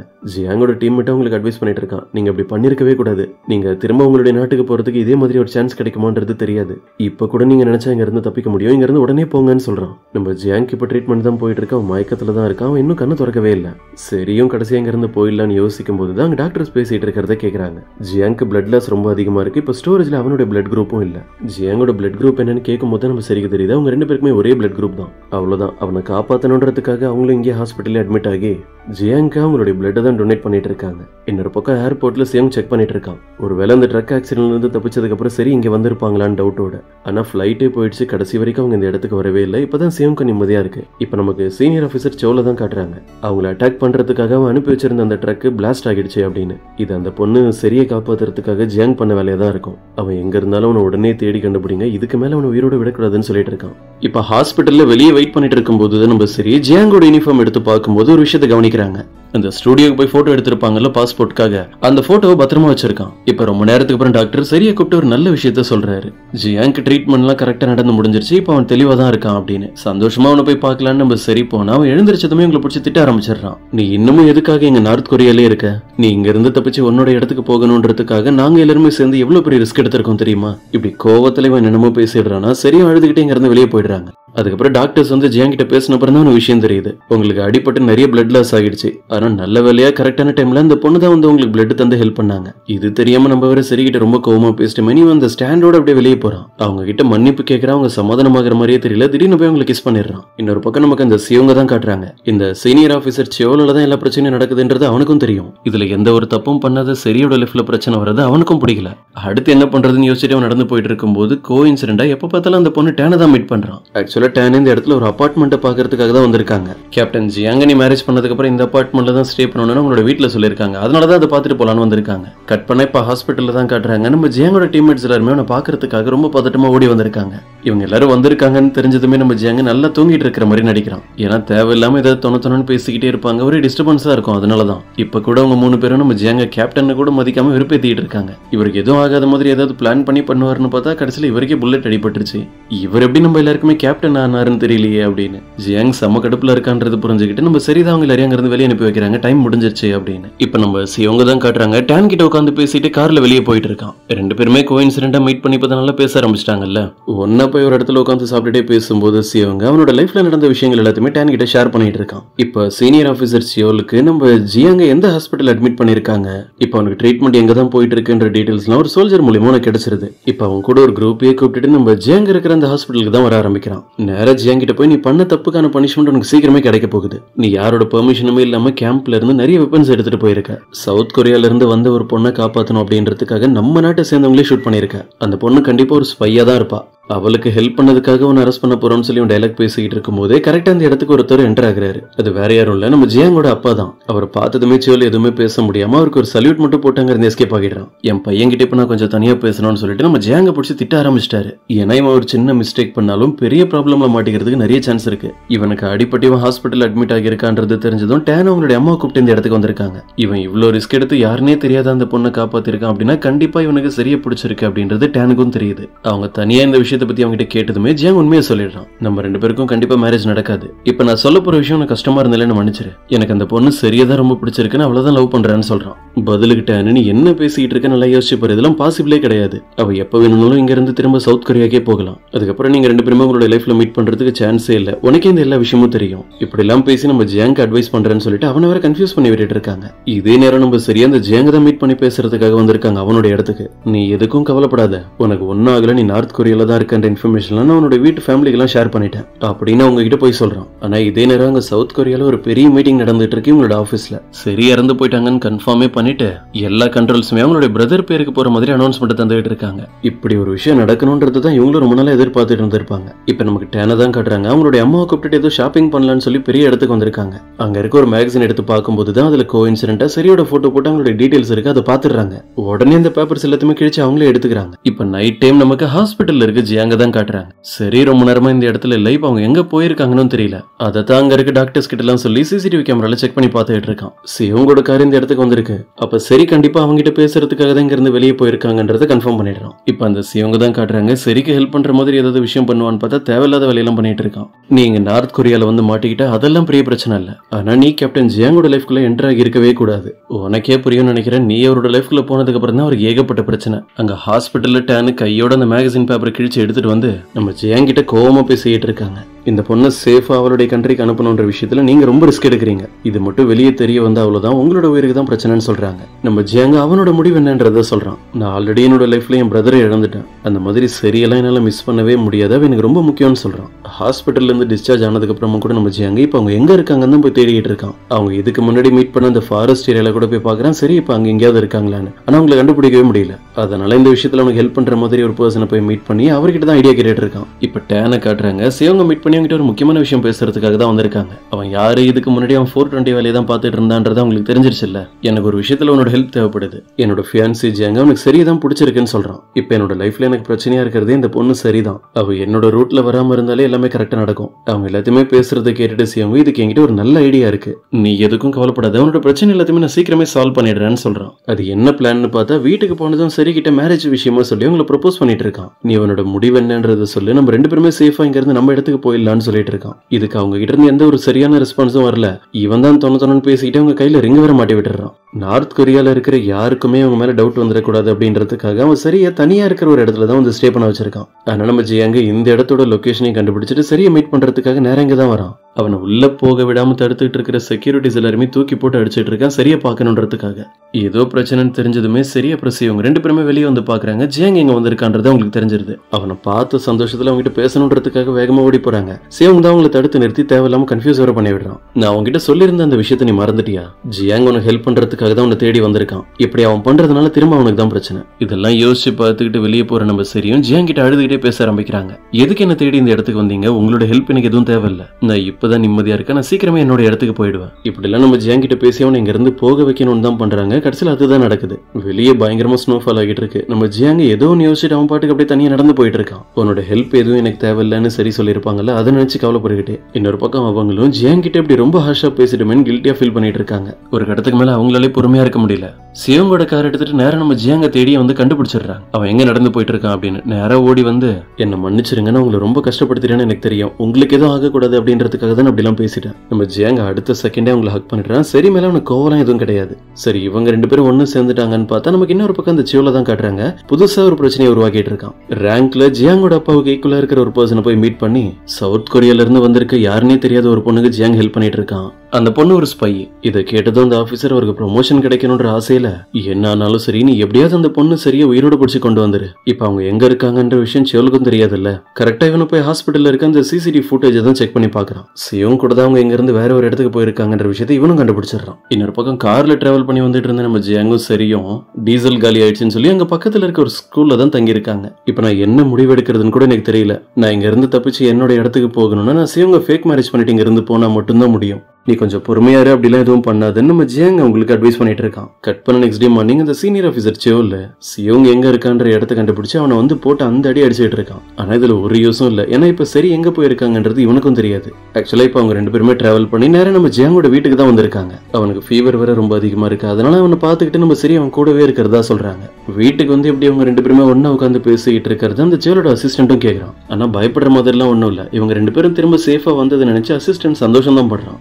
கிட்ட போன்ல பேசும்போது கூட அவங்க 2 பேரும் வீட்டுல இல்லைன்னு உங்களுக்கு ஹெல்ப் பண்ற மாதிரி போய் தான் சொல்றான். சரி திரும்ப வீட்டுக்கு வந்துட்டாங்கன்ற விஷயத்தை கேள்விப்பட்டது அந்த ஏரியால இருக்கிற லேடிஸ் எல்லாருமே வந்து அவங்க கிட்ட பேச ஆரம்பிச்சிடுறாங்க. என்ன நீ திடீர்னு காணாம போயிட்டு இதுக்கப்புறம் போது இங்க இருப்பியா இல்ல எங்கேயாவது வெளியே போவியா அப்படின்னு. அது மட்டும் இல்லாம எல்லாருமே அந்த பொண்ணு டேனோட டாபிக் எடுத்து பேச ஆரம்பிச்சிடறாங்களா. இதெல்லாம் கேட்கும் போதே சரிக்கு கடுப்பாகுது. நான் ரொம்ப நாள் இங்கே இருக்க மாட்டேன். என்னோட ஒர்க் வந்தது நான் சீக்கிரமே இங்க இருந்து கிளம்பிடுவேன். அதுக்கு முன்னாடி நான் அவங்க எல்லாருக்குமே ஒரு குட் பை கிஃப்ட் தரலாம்னு யோசிச்சு வச்சிருந்தேன். அதுக்காக தான் திரும்ப வந்தேன் அப்படின்னு நேரா மார்க்கெட்டுக்கு போய் அவங்க கிட்ட இருக்கிற பொருள்லாம் வித்துட்டு அதுக்காக கிஃப்ட் வாங்கிட்டு இவங்க எல்லாருக்கும் என்னெல்லாம் தரணுமோ எல்லாத்தையுமே தந்து முடிச்சுட்டு சியோங் இவங்களுக்காக ஒரு வெட்டிங் ரிங்க தந்திருப்பான்ல அதை சேல் பண்ணிட்டு அதுல வர்ற பணத்தை வச்சு என்ன பண்றாங்க, ஜியாங்காக ஸ்பெஷலா ஏதாவது கிஃப்ட் வாங்கணும்னு சொல்லி அவங்க இதுக்கு முன்னாடி ஒரு வாட்ச் பார்த்து வச்சிருப்பாங்கல்ல அதை தான் வாங்கிட்டு வராங்க. அவங்களுக்கு இன்னும் விஷயம் தெரியாது இந்த வாட்ச் இறந்து போன ஜியாங்கோட பிரதர் யூஸ் பண்ணிட்டு இருந்தது அப்படின்னு. இதுலதான் அந்த சியோல மாட்டி விடுறதுக்கான எல்லா ப்ரூஃபும் இருக்கு. இதை நம்ம முன்னாடியே பார்த்திருப்போம். இப்ப அப்படியே கட் பண்ணா நமக்கு சவுத் கொரியால நடக்கிற விஷயங்களை தான் காட்டுறாங்க. சரியோட பாடிகார்டு அப்புறம் அந்த இன்சூரன்ஸ் ஏஜென்ட் அவங்க 2 பேரும் தான் கஷ்டப்பட்டு தேடி சரி எங்கேயோ உயிரோட இருக்காங்கன்ற சிக்னல்லாம் கண்டுபிடிச்சிருப்பாங்கல்ல. இந்த உண்மையை போய் சரியோட ஃபேமிலியில இருக்கிற எல்லாருக்கிட்டுமே சொல்லலாம் தான் வந்திருக்காங்க. எங்க இந்த விஷயம் வெளியே தெரிஞ்சா ப்ராப்பர்ட்டி கண்ட்ரோல்னு எல்லாம் போயிடுமோன்னு சரியோட பிரதர் அவங்களை போட்டு அடி அடி நடிச்சிட்டு இருக்கிற ஆளுங்களை செட் பண்ணி. ஆனா கடைசியில அவன் பயந்த மாதிரியே தான் நடக்குது. இவன் போய் சொல்லி இருக்கான்ற விஷயம் சரியோட அப்பாவுக்கு தெரிஞ்சிருது. இன்னொரு பக்கம் நமக்கு ஜியாங்க தான் காட்டுறாங்க. ஃபீவர் வந்துருச்சுல, அவன் இப்பதான் தூங்கி எழுந்திருக்கிறான். வீட்டுல தேடி பார்த்தா எங்கேயுமே சரியே காணோம். அதனால அவங்களுடைய நம்பருக்கு தான் கால் பண்ணி பேசிக்கிட்டு இருக்கான். அவங்களும் அழுதுகிட்டே நான் முடிவு பண்ணிட்டேன், நான் சியோங்க மேரேஜ் பண்ணிட்டு சவுத் கொரியாவுக்கு போலான்னு இருக்கேன், எனக்கு வேற வழி தெரியலன்னு சொல்லிட்டு இருக்காங்க. ஆக்சுவலா இப்பதான் நமக்கு விஷயம் தெரியுது. சியோலோட ஆளுங்க தான் அவங்களை பிடிச்சி கன் பாயிண்ட்ல வச்சு மிரட்டிட்டு இருக்காங்க. அவங்க பேசுறத வச்சு அவங்களுக்கு ஏதோ பிரச்சனைன்றதை புரிஞ்சுக்கிட்டு நம்ம ஜியாங்க அவங்களை எல்லா இடத்துலயுமே தேட ஆரம்பிக்கிறான். திடீர்னு பார்த்தா ஒரு கன் ஷூட் பண்ற சத்தம் கேக்குதா. இதை கேட்டது நம்ம ஜியாங்க பயந்துடுறான். ஆனா உண்மையா அந்த புல்லட் சரி மேலாம் பட்டிருக்காது, அது மிஸ் ஆகியிருக்கும். அவங்க எங்க இருக்காங்க அவங்களை எப்படியாவது கண்டுபிடிச்சாகணும். நம்ம ஜியாங்க மார்னிங்ல இருந்து நைட் வரைக்கும் அவங்களை ஃபுல்லா தேடிக்கிட்டு இருக்காங்க எல்லா இடத்துலயும். கடைசியா அவன் வீட்டுக்கு வந்து பார்த்தா அங்க ஏரியால இருக்கிறவங்க எல்லாருமே அப்படி கூட்டமா நின்னுட்டு இருக்காங்க. எல்லாரும் முன்னாடியே சியோல அப்புறம் அவனுடைய ஆளுங்கெல்லாம் வந்து இவன் அடிச்சு அரெஸ்ட் பண்ணிடுறாங்க. சவுத் கொரியால இருந்து வந்து ஒரு ஸ்பைக்கு ஹெல்ப் பண்ணிட்டு இருக்கிறதா பொய்யா ஒரு காரணத்தை ரெடி பண்ணி அரெஸ்ட் பண்ணிடுறான். அவனை ஜெயிலுக்கு கூப்பிட்டு போய் அடிச்சு டார்ச்சர் பண்ணிட்டு இருக்காங்க. ஆனா அதுக்கெல்லாம் நம்ம ஜியாங் பயப்படுற மாதிரி தெரியல. அவன் என்ன யோசிக்கிறான், ஒருவேளை அந்த டேன் தான் சரி எங்கேயாவது கடத்தி வச்சிருப்பாங்களோன்னு சொல்லிட்டு அவங்களை கூப்பிட்டு பேச ஆரம்பிக்கிறான். டேன் தான் தான் அவங்களுடைய அப்பா கிட்ட ஹெல்ப் கேட்டு சரியா கடத்துற வேலையெல்லாம் பார்த்து வச்சிருக்காங்க. இப்ப அப்படியே கட் பண்ணா நமக்கு அந்த அசிஸ்டண்டோட பையனை தான் காட்டுறாங்க. சரி, மார்க்கெட்ல இருந்து வந்திருப்பாங்க. அவங்கள சில சோல்ஜர்ஸ் கடத்திட்டு போயிருக்கும் போது அவங்க பக்கத்துல தான் இருந்திருப்பான். அப்ப அவங்க ஜியாங்காக வாங்கி வச்சிருப்பாங்கல்ல கிஃப்ட் தரதுக்கு அந்த வாட்ச், அது கீழே விழுந்திருக்கும். அதை எடுத்துட்டு வந்து நேரா அவனுடைய அப்பா கிட்ட வந்து தரான். அந்த பாக்ஸ் ஓபன் பண்ணி அது உள்ள அந்த வாட்ச் இருக்கிறத பார்த்ததே அவனுக்கு ஒரு மாதிரி அப்செட் ஆகிடுது. ஜியாங்கோட பிரதர் யூஸ் பண்ணிட்டு இருந்த வாட்ச் தானே அது. இன்னொரு பக்கம் நம்ம சரியே காட்டுறாங்க. இப்ப அவங்க யார் வீட்டுல இருக்காங்கன்னு பார்த்தா ஜியாங்கோட அப்பா அம்மா வீட்டுல தான். ஆனா அவங்க என்ன நினைச்சுக்கிறாங்க, டேன் தான் அவங்களை கடத்திட்டு வந்தது அவங்களோட அப்பா அம்மா வீட்டுல தான் கண்டிப்பா இருக்குன்னு நினைச்சிட்டு பேச ஆரம்பிச்சிடுறாங்க. நீங்க எல்லாருமே கேப்டன் ஜியாங்க தப்பா நினைச்சிட்டு இருக்கீங்க. அவரா வந்துல எனக்கு ஒன்னும் ஹெல்ப் பண்ணல. நான் தான் அவரை மிரட்டி ஹெல்ப் பண்ண வைக்க சொல்றேன். இதெல்லாம் நடந்துட்டு இருக்கும்போது திடீர்னு எனக்கு அவரை பிடிக்க வர ஆரம்பிச்சிருச்சு. ஆனா நீங்க எதுவும் கவலைப்படாதீங்க, கேப்டன் ஜியாங்ல என்ன பிடிக்காது. இப்படி தொணத்தொன்னே இவங்க பேசிக்கிட்டு இருக்கிறதுனால இவங்களுடைய தொல்லை தாங்க முடியாம உங்களை தனியா போய் ஒரு இடத்துல உட்கார வச்சிடுறாங்க. அதுக்கப்புறம் இவங்களுக்காக சாப்பாடுலாம் எடுத்துட்டு வந்து ஜியாங்கோட அம்மா அவங்களுடைய ரூம் கூப்பிட்டு போய் பேச ஆரம்பிச்ச அப்புறம் தான் உங்களுக்கு உண்மையே தெரியுது. இப்ப இவங்க வந்திருக்கிறது ஒன்னும் டேனோட வீட்டுக்குலாம் இல்ல, ஜியாங்கோட வீட்டுக்கு தான். அப்ப இவ்வளவு நேரமா நம்ம ஜியாங்கோட அப்பா அம்மா கிட்ட தான் சம்பந்தமே இல்லாம பேசிட்டு இருந்தோம்னு சொல்லி அவங்களுக்கே ஒரு குழப்பமா இருக்கு. ஜியாங்கோட அப்பா நியூஸ் பேப்பர்லாம் செக் பண்ணி பார்த்துட்டு சரியோட டீடைல்ஸ் எல்லாம் கண்டுபிடிச்சிடுறாரு. அவங்க ஒன்னும் ஸ்பைலாம் கிடையாது. ஆனா சவுத் கொரியாலே ஒரு ரிச்சான ஃபேமிலியை சேர்ந்த ஒரு பொண்ணு அப்படின்னு. இப்ப நமக்கு ஜியாங்க தான் காட்டுறாங்க. எப்படி இந்த ஜெயில இருந்து வெளியே போறது நம்ம யோசிச்சுட்டு இருக்கும்போது திடீர்னு அவனுக்கு ஒரு நல்ல ஐடியா கிடைக்குது. அவனோட டீம்மேட்ஸ் அவனை பாக்குறதுக்காக வந்திருக்காங்களா, அவங்க கிட்ட தான் ஐடியாவை சொல்றான். இவனோட அப்பா ஒரு பெரிய பதவியில இருக்கிற ஆபீசர் தான் சொல்லி இந்த ஏரியால இருக்கிற நிறைய பேருக்கு தெரியாது. இந்த இன்ஃபர்மேஷன் இங்க இருக்கிற எல்லாருக்குமே தெரியப்படுத்துற மாதிரி ஷேர் பண்ணுங்கன்னு சொல்லி அவங்களும் அந்த வேலையை பாக்குறாங்க. ஜியாங் யாரோட பையன் தெரிஞ்சதுக்கு அப்புறம் அவங்க கிட்ட எந்த ஒரு பிரச்சனையும் பண்ணாம ஸ்டேஷன்ல இருந்து ரிலீஸ் பண்ணி அனுப்பிடுறாங்க. அவன் நேர போய் அவனுடைய அப்பாவை தான் மீட் பண்ணி அவர்கிட்ட ரொம்ப எமோஷனலா பேசிட்டு இருக்கான். நான் எதுக்கு அந்த பொண்ணுக்கு ஹெல்ப் பண்ணக்கூடாதுன்னு நீங்க நினைக்கிறீங்கன்றது எனக்கு புரியுது. என்னோட லைஃப்ல எனக்கு எந்த ப்ராப்ளமும் வந்துடக்கூடாது அப்படின்னு. ஆனா எந்த ஒரு தப்பும் பண்ணாத உங்களுடைய பையன் இறந்து போனதை நினைச்சு நீங்க இப்போ வரைக்கும் கவலைப்படுறீங்க. அதை நீங்க நினைச்சா கூட மாத்த முடியாது. அப்படிதான் நான் இப்பவும் யோசிக்கிறேன். இந்த பொண்ணு சரிக்கு எந்த ப்ராப்ளமும் வந்துடக்கூடாது. இவன் இப்படி எல்லாம் பேசிட்டு இருக்கிறத கேட்டுட்டு இவனுடைய அம்மாவும் சரி அவன் முன்னாடியே கூப்பிட்டு வந்து நிறுத்திடுறாங்க. ரெண்டு பேரும் ஃபேஸ் டு ஃபேஸ் பார்த்த அப்புறம் தான் உங்களுக்கு நிம்மதியா இருக்கு, யாருக்கும் எதுவும் ஆகலன்னு தெரிஞ்சு. அவ்வளவுதான் நம்ம ஜியாங்க அவனுடைய அப்பா அம்மா முன்னாடியே உட்காந்து சரி அவனுக்கு எந்த அளவுக்கு பிடிச்சிருக்குன்றதுலாம் எக்ஸ்பிளைன் பண்ணிட்டு இருக்கான். இந்த விஷயத்தை கேள்விப்பட்டு அவனுடைய அப்பாவுக்கு என்ன பதில் சொல்றதுன்னே தெரியல. ஆனா என்ன இருந்தாலும் சரி இவங்க ரெண்டு பேருக்கும் எதுவும் ஆகக்கூடாது, இவங்க சேஃபா இருக்கணும்னு தான் அவரே யோசிக்கிறாரு. இப்ப அப்படியே கட் பண்ண நமக்கு டேன் அப்புறம் சியோங் அவங்க ரெண்டு பேருமே கிளப்ல மீட் பண்ணி பேசிட்டு இருக்கிறத காட்டுறாங்க. அவங்களோட லைஃப்ல பல பிரச்சனை போயிட்டு இருக்கேன்னு யோசிச்சுட்டு டேன் உட்காந்து ஓவரா ட்ரிங்க் பண்ணிட்டு இருக்காங்க. நீ இப்படி எல்லாம் பண்றதுனால இங்க எதுவும் மாற போறது இல்லைன்னு அவன் அட்வைஸ் பண்றான். ஆனா அவங்க கேட்கற மாதிரி இல்ல. கடைசியில டேனால இங்க இருந்து நடந்து போக கூட முடியல. சியோங் தான் அவங்களை சேஃபா தூக்கிட்டு போய் வீட்லயே டிராப் பண்றான். இப்ப நமக்கு சரியா தான் காட்டுறாங்க. கொஞ்சம் ரிலாக்ஸ் பண்றதுக்காக தனியா உட்காந்து பியானோல அவங்களுக்கு தெரிஞ்ச டியூன்லாம் பிளே பண்ணிட்டு இருக்காங்க. அவங்க திடீர்னு ஒரு டியூன் வாசிக்கிறாங்களா, அது கேட்டதுமே நம்ம ஜியாங்க் ஒரு ஷாக்கு. எழுந்து வந்து அவனே உட்காந்து அந்த டியூனை ஃபுல்லா பிளே பண்ணி காட்டுறான். இது எப்படி உனக்கு தெரிஞ்சது? இது என்னோட இறந்து போன பிரதர் ஞாபகமா நான் உருவாக்குன டியூன். சரியும் எப்படி இது நடந்திருக்கும்னு யோசிச்சு பாக்குறாங்க. அப்பதான் அவங்களுக்கு ஞாபகம் வருது. அவங்க ஏதோ ஒரு ட்ரீட்மெண்ட்காக ஒரு டைம் சுவிட்சர்லாண்டுக்கு போயிருக்காங்க. அப்படி அவங்க ஒரு போட்ல போகும்போது அங்க பக்கத்துல தான் உட்காந்து நம்ம ஜியாங் இந்த டியூனை பிளே பண்ணிட்டு இருந்திருக்கான். அப்ப இதே டைம்ல நம்ம ஜியாங்கும் இந்த கண்ட்ரிக்கு வந்திருக்கான்றது புரியுது. அப்படின்னா அவங்க ரெண்டு பேரும் ஃபர்ஸ்ட் டைம் மீட் பண்ணது நார்த் கொரியால கிடையாது. அவங்க ஃபேட் அப்படி இவங்க ரெண்டு பேரும் ஒன்னா சேரணும்னு இருந்திருக்கு. அவங்க சுவிட்சர்லாண்ட்ல மீட் பண்ணிட்டாங்க. இப்படி எல்லாம் நடந்திருக்குன்னு சொல்லி அவங்க பேசிக்கிட்டு இருக்காங்களா. இதை கேட்கும்போது இவங்களுக்கே ரொம்ப ஆச்சரியமா இருக்கு. இங்க எல்லாமே சரியா போயிட்டு இருக்கேன்னு பார்த்தா அந்த சேல் என்ன பண்றான், அவனுக்கு ஒரு ஆபீசர் ஹெல்ப் பண்றாருல, அவர்கிட்ட போய் ஐடியாவை சொல்லிட்டு இருக்கான். நான் உங்ககிட்ட சொன்னதுல இருந்து என்னுடைய ஆளுங்க எல்லாருமே அந்த பொண்ணு சரியா தான் எல்லா இடத்துலயும் தேடிட்டு இருக்காங்கன்னா கண்டுபிடிக்கவே முடியல.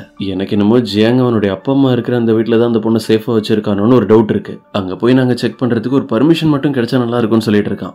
உடனே இந்த ஆபீசரும் நைஸா நம்ம ஜியாங்கோட அப்பா அம்மா வீட்டுக்கு போயிட்டு டவுட் வர்ற மாதிரி ஏதாவது விஷயம் இருக்கான்னு கவனிக்கிறான். ஆனா அங்க அந்த மாதிரி எதுவும் இல்ல. ஏன்னா ஆல்ரெடி நம்ம ஜியாங்க சரியா இங்க இருந்து பத்திரமா கூப்பிட்டு பார்டர் கிட்டே போயிட்டான். இவ்வளவு பெரிய விஷயத்த நம்ம ஜியாங் மட்டும் தனியா பண்ணிட முடியாது. அவனோட டீம்மேட்ஸ் எல்லாம் தான் ஒன்னா சேர்ந்து ஹெல்ப் பண்ணிட்டு இருக்காங்க. இது வரைக்கும் அந்த சோல் சொல்லி இருக்கிற எந்த ஒரு இன்ஃபர்மேஷனும் கரெக்டா இல்லைன்னு ஒரு கட்டத்துல அந்த ஆபீசரே கடுப்பாகி அவரோட ஆளுங்க கிட்ட சொல்லி அவனை ஜெயில அடைச்சு வைக்க சொல்றாரு. இப்ப ரொம்ப நேரத்துக்கு அப்புறம் காட்டுறாங்க நைட் டைம். ஜியாங் தான் சரிகிட்ட பேசிட்டே நடந்து போயிட்டு இருக்கான். அவங்க இந்த பார்டரை கிராஸ் பண்ண போற விஷயத்துல அவன் தான் ஹெல்ப் பண்ண போறது. ஆரம்பத்துல இருந்து நம்ம சரி ஆசைப்பட்டது எப்படியாவது இங்க இருந்து தப்பிச்சா போதும்ன்றது மட்டும்தான். ஆனா இங்க வந்ததுக்கு அப்புறம் அவங்க எதிர்பார்க்காத மாதிரி இங்க என்னென்னமோ விஷயங்கள்லாம் நடந்துருச்சு. ஜியாங்க இங்க விட்டுட்டு அப்படியே போக முடியல. அவங்களால தாங்கிட்டே நின்னுட்டு இருக்காங்க. ரெண்டு பேருமே கடைசியா ஒரு டைம் கிஸ் பண்றாங்க. ஏன்னா இதுக்கப்புறம் அவங்க எப்ப மீட் பண்ண போறாங்கன்னு இவங்களுக்கே தெரியாது. சரி அந்த பார்டரை கிராஸ் பண்ணி உள்ள நடந்து போகும்போது இவனும் தைரியமா உள்ள என்ட்ராகிறான். என்ன ஆனாலும் சரி நம்ம ரெண்டு பேரும் திரும்ப மீட் பண்ணுவோன்னு என்ன மறந்துடாதன்னு சொல்றான். இது கேட்டது நம்ம சரியோட கண்ணெல்லாம் கலங்கிடுது. அவங்களுக்கு இங்க இருந்து போறதுல விருப்பம் இல்ல, இருந்தாலும் வேற வழி இல்லாம போயிடுறாங்க. இப்ப அப்படியே கட் பண்ண நெக்ஸ்ட் டே மார்னிங் ரொம்ப நாளைக்கு அப்புறம் இப்பதான் நம்ம சரியா அவங்களுடைய ஆபீஸ்க்குள்ளே என்டர் ஆகுறாங்க. அவங்க இறந்துட்டாங்கன்னு நினைச்சு ஆல்ரெடி அங்க போட்டோ டெக்கரேஷன் எல்லா வேலையும் நடந்துருச்சு. இத்தனை நாளைக்கு அப்புறம் இவங்களை திடீர்னு உயிரோட பார்த்ததும் அங்க இருக்கிற எல்லாருக்குமே ஷாக்கு. நான் இறந்துட்டு தான் நீங்க எல்லாருமே என்ன தப்பா நினைச்சிட்டீங்க. ஆனா எனக்கு எதுவும் ஆகல, நான் நல்லா தான் இருக்கேன், உயிரோட தான் இருக்கேன். இதுக்கு முன்னாடி எங்க ஆபீஸ்ல நான் என்னுடைய வேலை எப்படி பண்ணிட்டு இருந்தனோ இனிமே அதை விட பெஸ்டா இருக்க போகுது அப்படின்னு நேரா உள்ள மீட்டிங் நடந்துட்டு இருக்கிற இடத்துக்கே போயிடுறாங்க. அவங்க பிரதரோட ஒய்ஃப் தான் அந்த இடத்துல நம்ம பெரிய லீடர் மாதிரி உட்காந்துருக்காங்க. சரி, அவங்க எல்லாரும் முன்னாடியும் போய் நின்று என்ன பார்த்ததுல உங்க எல்லாருக்கும் ரொம்ப ஆச்சரியமா இருக்கும்னு எனக்கு தெரியும். இன்னொரு முக்கியமான விஷயத்தையும் நான் உங்க எல்லாருக்கும் ஞாபகப்படுத்திடுறேன். நான் தான் இந்த கம்பெனியோட CEO. நான் இருக்கிற வரைக்கும் வேற யாரோட கண்ட்ரோலும் இது கிடையாது. இனிமே இவங்களோட பேச்சு கேட்டு தானே நடந்தாகணும். அதனால மீட்டிங்க்கு வந்திருந்த எல்லாருமே அதெல்லாம் கேன்சல் பண்ணிட்டு உடனே அங்கிருந்து எழுந்து ஓட ஆரம்பிச்சாங்க வெளியே. இன்னொரு பக்கம் நமக்கு நார்த் கொரியால இருக்க ஜியாங்க அசிஸ்டன்ட் வந்து தனியா மீட் பண்ணி பேசுறாரு. நான் அவங்ககிட்ட ஒரு உண்மையை சொல்லணும், அதுக்காக தான் உன்னை தேடி வந்திருக்கேன். உன்னோட பிரதர் சாகடிச்சது அந்த சீனியர் ஆபீசர் சியோல் தான். ஏன்னா அந்த சியோல் இங்க யாருக்குமே தெரியாம பண்ணிட்டு இருக்கிற இல்லீகலான பிசினஸ் எல்லாத்தையுமே அவனோட பிரதர் கண்டுபிடிச்சிட்டாரு. அந்த டேட்டாஸ் எல்லாத்தையுமே ஜியாங்கோட பிரதர் ஒரு மெமரி கார்டுல தான் பத்திரமா வச்சிருக்காரு. இந்த உண்மை எல்லாமே வெளியே வந்தா சியோலோட கதை முடிஞ்சிடும் தான் பயந்து போய் அவன் என்ன பண்ணிருப்பான், ஜியாங்கோட பிரதர் பிளான் பண்ணி சாகடிச்சிட்டு அது நம்ம ஆக்சிடென்ட் மாதிரி செட் பண்ணிருப்பான். அவன் என்னோட ஃபேமிலி ஏதாவது பண்ணிடுவான்னு சொல்லி மிரட்டினா, அதனால எனக்கு வேற வழி தெரியல. உங்க பிரதர் இறந்து போன விஷயத்துல நானும் தெரியாம அவனுக்கு ஹெல்ப் பண்ணிட்டேன்னு சொல்லி அசிஸ்டன்ட் ஃபீல் பண்ணி சொல்லிட்டு இருக்காரு. இப்படி ஒரு தப்பான விஷயத்த பண்ணிட்டு என்னோட லைஃப்ல என்னால நிம்மதியா இருக்கவே முடியல. இது எல்லாத்துக்கும் காரணம் அந்த சியோல் தான். அவன் பண்ண தப்புக்கான பனிஷ்மெண்ட் அவனுக்கே தேடி வருது அப்படின்னு அசிஸ்டன்ட் அவன் கையில வச்சிருக்க அந்த வாட்ச் எடுத்து நம்ம ஜியாங் கிட்ட தரான். ஆக்சுவலா இந்த வாட்ச்ல தான் அந்த மெமரி கார்டே இருக்கு. ஜியாங்கோட பிரதர் இறந்து போறதுக்கு முன்னாடி இந்த வாட்ச்ல தான் அதை வச்சிருப்பாரு. கண்டிப்பா ஒரு நாள் இது யார் கையிலேயாவது கிடைக்கும். சியோல் பண்ணிட்டு இருக்கிற தப்பு எல்லாத்துக்கும் சேர்த்து அவனுக்கு பனிஷ்மெண்ட் கண்டிப்பா கிடைக்கணும் அப்படின்னு. ஆனா அது எல்லாமே இப்ப கரெக்டா நம்ம ஜியாங் கையிலே வந்து மாட்டிருக்கு. இப்ப நம்ம சரியா அவங்களோட வீட்டுக்கு போனா அங்க இருக்கிறவங்க எல்லாருமே அவங்க மேல என்னமோ ரொம்ப பாசமா இருக்கிற மாதிரி ஒன்னா சேர்ந்து பெர்ஃபார்மன்ஸ் போட்டுட்டு இருக்காங்க. எல்லாருமே இப்படி சும்மா தான் நடிக்கிறாங்க அப்படின்றது நம்ம சரிக்கு நல்லாவே தெரியுது. ஒரே ஒருத்தவங்களை தவிர அவங்களோட அம்மா சரி மிஸ் ஆனதுல இருந்து ரொம்ப கவலைப்பட்டிருக்காங்கன்னு. இப்ப அவங்களோட ஃபேமிலியில இருக்கிறவங்க எல்லாருமே தொண்ணூத்தொன்னு கேள்வி கேட்டுட்டு இருக்கிறதுனால இதெல்லாம் சமாளிக்கிறதுக்காக நம்ம சரி என்ன பண்றாங்க, இவ்வளவு நாள் நான் எங்க இருந்தேன் என்ன பண்ணிட்டு இருந்தேன்ற எந்த விஷயமும் எனக்கு ஞாபகம் இல்லைன்னு அது எல்லாத்தையுமே மறந்துட்டேன். இந்த பேராகிளைடிங் போறதுக்கு முன்னாடி நடந்த விஷயங்கள் மட்டும் தான் எனக்கு ஞாபகம் இருக்குன்னு சொல்றாங்க. இப்ப ரொம்ப நேரத்துக்கு அப்புறம் காட்டுறாங்க நம்ம சரிக்கு அவங்களுடைய பழைய லைஃப் ஸ்டைல் கிடைச்சிருச்சு. அவங்க எதிர்பார்க்கிற மாதிரி காஸ்ட்லியான திங்ஸ், வீடுன்னு எல்லாம் என்னதான் இருந்தாலும் சரி, இப்ப அவங்களால நிம்மதியா தூங்க கூட முடியல. நம்ம ஜியாங்க பத்தி தான் யோசிச்சுட்டு இருக்காங்க. இன்னொரு பக்கம் நம்ம ஜியாங்க அந்த வாட்ச்ல இருந்து மெமரி கார்டை எடுத்துட்டு அதுல இருக்க எல்லா ப்ரூஃபுமே அவனுடைய அப்பாவுக்கு தந்துடுறான். இதனால எல்லா தப்புக்கும் காரணமா இருந்தா அந்த சியோல உடனே போய் அரெஸ்ட் பண்ணிடுறாங்க. இல்லீகலா அவனோட ஹெல்ப் ஆனதுன்னு அந்த சியோங்க நார்த் கொரியாக்குள்ள வந்திருக்கான். அவனையும் அரெஸ்ட் பண்றதுக்காக எல்லாரும் அவனை தேடி வந்துடுறாங்க. ஆனா கரெக்டான டைம்ல டேன் தான் வந்து அவனுக்கு ஹெல்ப் பண்றாங்க. அதுக்கப்புறம் அவங்க ரெண்டு பேரும் தனியா ஒரு இடத்துல நின்று பேசும்போது நமக்கு நிறைய விஷயம் தெரியுது. எந்த ப்ராப்ளமும் இல்லாம சரி சவுத் கொரியாவுக்கு தப்பிச்சு போறதுக்கு இந்த சியோங்க அவங்களுக்கு ஹெல்ப் பண்ணிருக்கான். அவங்களை கார்ல கூப்பிட்டு போய் சேஃபா இடத்துல டிராப் பண்ணது எல்லாமே வந்தான். அது எல்லாத்தையுமே டேன் கிட்ட தெளிவா சொல்லி, இங்க பாரு நீ ஒரு விஷயம் நல்லா புரிஞ்சுக்கோ, கேப்டன் ஜியாங்க்கு சரியாதான் பிடிச்சிருக்கு, அவர் அவங்கள தான் லவ் பண்றாரு, இதை நீயே புரிஞ்சுக்கோ இல்ல நீ தான் கஷ்டப்பட வேண்டியதா இருக்கும். இவன் கரெக்டா தான் பேசிட்டு இருக்கான்றது டேனுக்கும் புரியுது. இப்ப அப்படியே கட் பண்ண நமக்கு கோர்ட்ல அந்த சியோலோட கேஸ் தான் நடந்துட்டு இருக்கிறத காட்டுறாங்க. அவன் ஒரு சீனியர் ஆபீசரா இருந்தும் கூட இல்லீகலா இந்த மாதிரி விஷயங்களை பண்ணிருக்கான்னு ப்ரூவ் ஆனதும் அவன் வாழ்நாள் ஃபுல்லா ஜெயில இருக்கிற மாதிரி அவனுக்கு ஒரு பனிஷ்மெண்ட் கிடைக்குது. இது அவனால ஏத்துக்கவே முடியல. கோவத்துல நேரம் ஓடி வந்து எல்லாரும் முன்னாடி நம்ம ஜியாங்க தான் மிரட்டர் மாதிரி கத்திட்டு இருக்கான். இது எல்லாத்துக்கும் காரணம் அந்த பொண்ணு சரிதானே, நான் கண்டிப்பா அவளை சும்மா விட மாட்டேன், அவ எங்க இருந்தாலும் சரி நான் தேடி போய் அவளை சாகடிப்பான்னு சொல்றான். இப்ப நைட் டைம் காட்டுறாங்க. அவன் சொன்ன மாதிரியே தான் பிளான் பண்ணி எல்லா விஷயங்களுமே பண்றான். அவனை ஜெயில அடைக்கிறதுக்காக கூப்பிட்டு போகும்போது ஆப்போசிட்ல வர அவனுடைய அடியாளங்களா என்ன பண்றாங்க, மத்த ஆபீசர்ஸ் எல்லாருமே ஷூட் பண்ணி சாகடிச்சுட்டு இந்த சோலை காப்பாத்தி அங்க இருந்து கூப்பிட்டு போயிடுறாங்க. ஆனா அடுத்த நாள் இந்த நியூஸ் எல்லா இடத்துலயுமே எப்படி ஷேர் ஆகுதுன்னா, ஒரு கார் பிளாஸ்ட் ஆனதுனால சோல் அங்கே இறந்து போயிட்டான்னு சொல்லிட்டு இருக்காங்க. நம்ம ஜியாங்க்கு கூட இப்படிதான் ஒரு இன்ஃபர்மேஷன் கிடைக்குது. ஆனா இதுல அவனுக்கே ஒரு டவுட் இருக்கு. என்னமோ தப்பா இருக்கேன்னு அவன் இதை பத்தி யோசிச்சுட்டே ஒர்க்ல இருக்கும்போது தான் கரெக்டா சோல் கிட்ட இருந்து அவனுக்கு கால் வருது. நீ கண்டிப்பா கெஸ் பண்ணிருப்பான்னு தெரியும், நான் இன்னும் இறந்தெல்லாம் போகல, உயிரோட தான் இருக்கேன். உன் பிரதரையும் நான் தான் சாகடிச்சேன். இப்போ அவனோட லைஃப்ல உனக்கு முக்கியமா இருக்கிற அந்த பொண்ணு சரியையும் நான் தான் சாகடிக்க போறேன். இந்த உண்மையெல்லாம் தெரிஞ்சதுக்கு அப்புறமும் கூட நம்ம ஜியாங்கல எதுவும் பண்ண முடியல. அவனுக்கு ரொம்ப பதட்டமா இருக்கு. இன்னொரு பக்கம் சவுத் கொரியால இருக்க நம்ம சரியா தான் காட்டுறாங்க. அவங்க ஜியாங்க ரொம்ப மிஸ் பண்றாங்க. அவனை எப்படா திரும்ப மீட் பண்ணுவான்னு அவங்களுக்கு இருக்கு. இப்ப கூட அந்த பார்டர் கிட்ட தான் போய் நின்னு பார்த்துட்டு எதுவும் பண்ண முடியலன்னு சொல்லி திரும்ப வீட்டுக்கு வந்துட்டாங்க. ஆனா அப்பதான் நமக்கு ஒரு விஷயம் தெரியுது. சோல் சரி இருக்கிற இடத்த கண்டுபிடிச்சிட்டு அவங்கள தான் ஃபாலோ பண்ணிட்டு இருக்கான். அவன் திரும்பவும் சவுத் கொரியாக்குள்ள இல்லீகலா என்டர் ஆகி இருக்கான். இப்ப நைட் டைம் காட்டுறாங்க. நம்ம சரி எவ்வளவோ ட்ரை பண்றாங்க, ஆனா அவங்களுக்கு தூக்கமே வர மாட்டுது. ஜியாங்கோட ஞாபகமாவே இருக்கு. அதனால அப்படியே சும்மா எழுந்து ரோட்ல நடந்து போறாங்க. அப்படியே ஸ்னோ ஃபால் ஆரம்பிக்குது. திடீர்னு பார்த்தா அவங்க முன்னாடி வந்து நம்ம ஜியாங் நிக்கிறான். நம்ம சரிக்கு இன்னும் குழப்பமா தான் இருக்கு. அவங்க பாக்குறது உண்மையாவே ஜியாங் தானா இல்ல இமேஜினேஷனா அப்படின்னு. இப்ப நமக்கு ஜியாங் எப்படி சவுத் கொரியாக்குள்ள என்டர் ஆனான்ற விஷயத்தெல்லாம் தெளிவா காட்டுறாங்க. ஆக்சுவலா இந்த ரெண்டு நாட்டுக்கு நடுவில் ஒரு டனல் இருக்கு. இல்லீகலா பொருள் எடுத்துட்டு வர்றதுக்கு சியோலும் இதுதான் யூஸ் பண்ணிட்டு இருந்திருப்பான். அதே டனலை யூஸ் பண்ணி தான் இப்ப நம்ம ஜியாங் சவுத் கொரியாக்குள்ள வந்திருக்கான் சரியை காப்பாத்துறதுக்காக. ஆனா இப்ப திடீர்னு டவுட் வந்ததுனால ஆபீசர்ஸ் எல்லாருமே வந்து அந்த டனல் தான் செக் பண்ணி பார்த்துட்டு இருக்காங்க. இது ரொம்ப நாளா க்ளோஸ் ஆகி தானே இருந்தது. இப்ப திடீர்னு இது திறந்திருக்கு அப்படின்னா நார்த் கொரியாவை சேர்ந்த ஒரு ஸ்பை நம்ம கண்ட்ரிக்கு வந்துட்டான் போல இருக்குன்னு எல்லா ஆபீசர்ஸும் யோசிச்சுட்டு இருக்காங்க. இப்ப நம்ம சரிதான் அவங்க கூட தனியா போய் ஒரு இடத்துல உட்காந்து அவங்க கிட்ட பேசி எல்லா டீடைல்ஸும் கேட்டு தெரிஞ்சுக்கிறாங்க. என்ன காப்பாத்துறதுக்காக இவ்ளோ ரிஸ்க் எடுத்து டிராவல் பண்ணி வந்திருக்கியா? ஆனா நீ இந்த இடத்துல ஒன்ன எப்படி சேஃபா பாத்துப்ப? ஏன்னா அவங்க கிட்ட ப்ரூஃப் அது இதுன்னு எதுவுமே கிடையாது. சரி நான் உன்னை பாத்துக்கிறேன், என் கூட வான்னு சொல்லிட்டு அவனுடைய ஃபேஸ் எல்லாம் கவர் பண்ணிட்டு 2 பேரும் ஒண்ணா நடந்து போறாங்க. இங்க யார் வந்து உங்ககிட்ட என்ன கேட்டாலும் என்னோட பாடி கார்டுன்னு மட்டும் சொல்லு, வேற எதுவும் பேசாதன்னு சொல்லி தான் கூப்பிட்டு போறாங்க.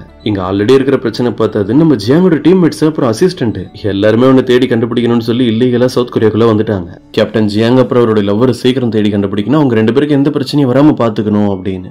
இன்னொரு பக்கம் நம்ம சரி ஜியாங் கூட அவங்களோட வீட்டுல ஒன்னா உட்காந்து பேசிக்கிட்டு இருக்கும்போது அவங்க வீட்டுக்கு வெளியே யாரோ வந்திருக்காங்க. வந்திருக்கிறது அவங்களோட பிரதர் அப்புறம் அவருடைய ஒய்ஃப். அவங்க கண்ணில் படாத மாதிரி ஃபர்ஸ்ட் நம்ம ஜியாங்க சேஃபா ஒரு இடத்துல போய் பதுங்க வச்சுட்டு சரின்னு அவங்க கூட போய் உட்காந்து பேசினா அவங்க பேச வந்திருக்கிறதே அந்த கம்பெனி கண்ட்ரோல்லாம் பத்தி தான்.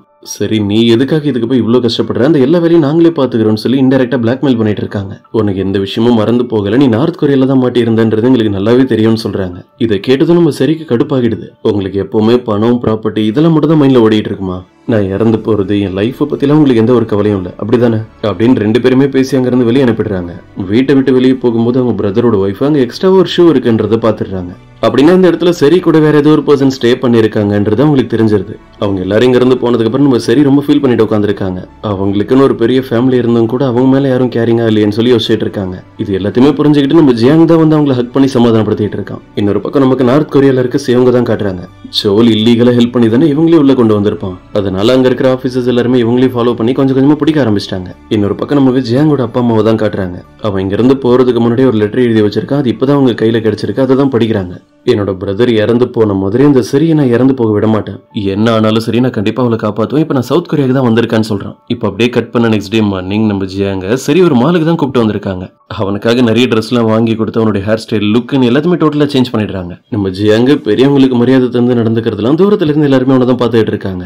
இவர் என்ன இவ்வளவு ஹேண்ட்ஸமா கைண்டா இருக்காருன்னு சொல்லி அங்க இருக்கிற பொண்ணுங்க எல்லாருமே அவனை தான் போட்டோ எடுத்துட்டு இருக்காங்க. கடைசியா நம்ம சரியா அவங்களோட ஆபீஸ்க்கும் ஜியாங்க கூப்பிட்டு வராங்க. யார் என்ன சொன்னாலும் இவர் என்னுடைய பர்சனல் பாடி கார்டுன்னு சொல்லி சமாளிச்சிட்டு இருக்காங்க. இதே நேரம் இந்த ஆபீஸ்க்கு டீம்மேட்ஸ் எல்லாருமே வந்திருக்காங்க. அவங்க 2 பேரையும் பாக்குறதுக்காக நாங்க சரியா மீட் பண்றதுக்காக வந்திருக்கோம்னு சொல்லி அவங்க எவ்வளவுதான் பெர்மிஷன் கேட்டாலும் சரி உங்களை உள்ள அலோ பண்ணவே இல்லை.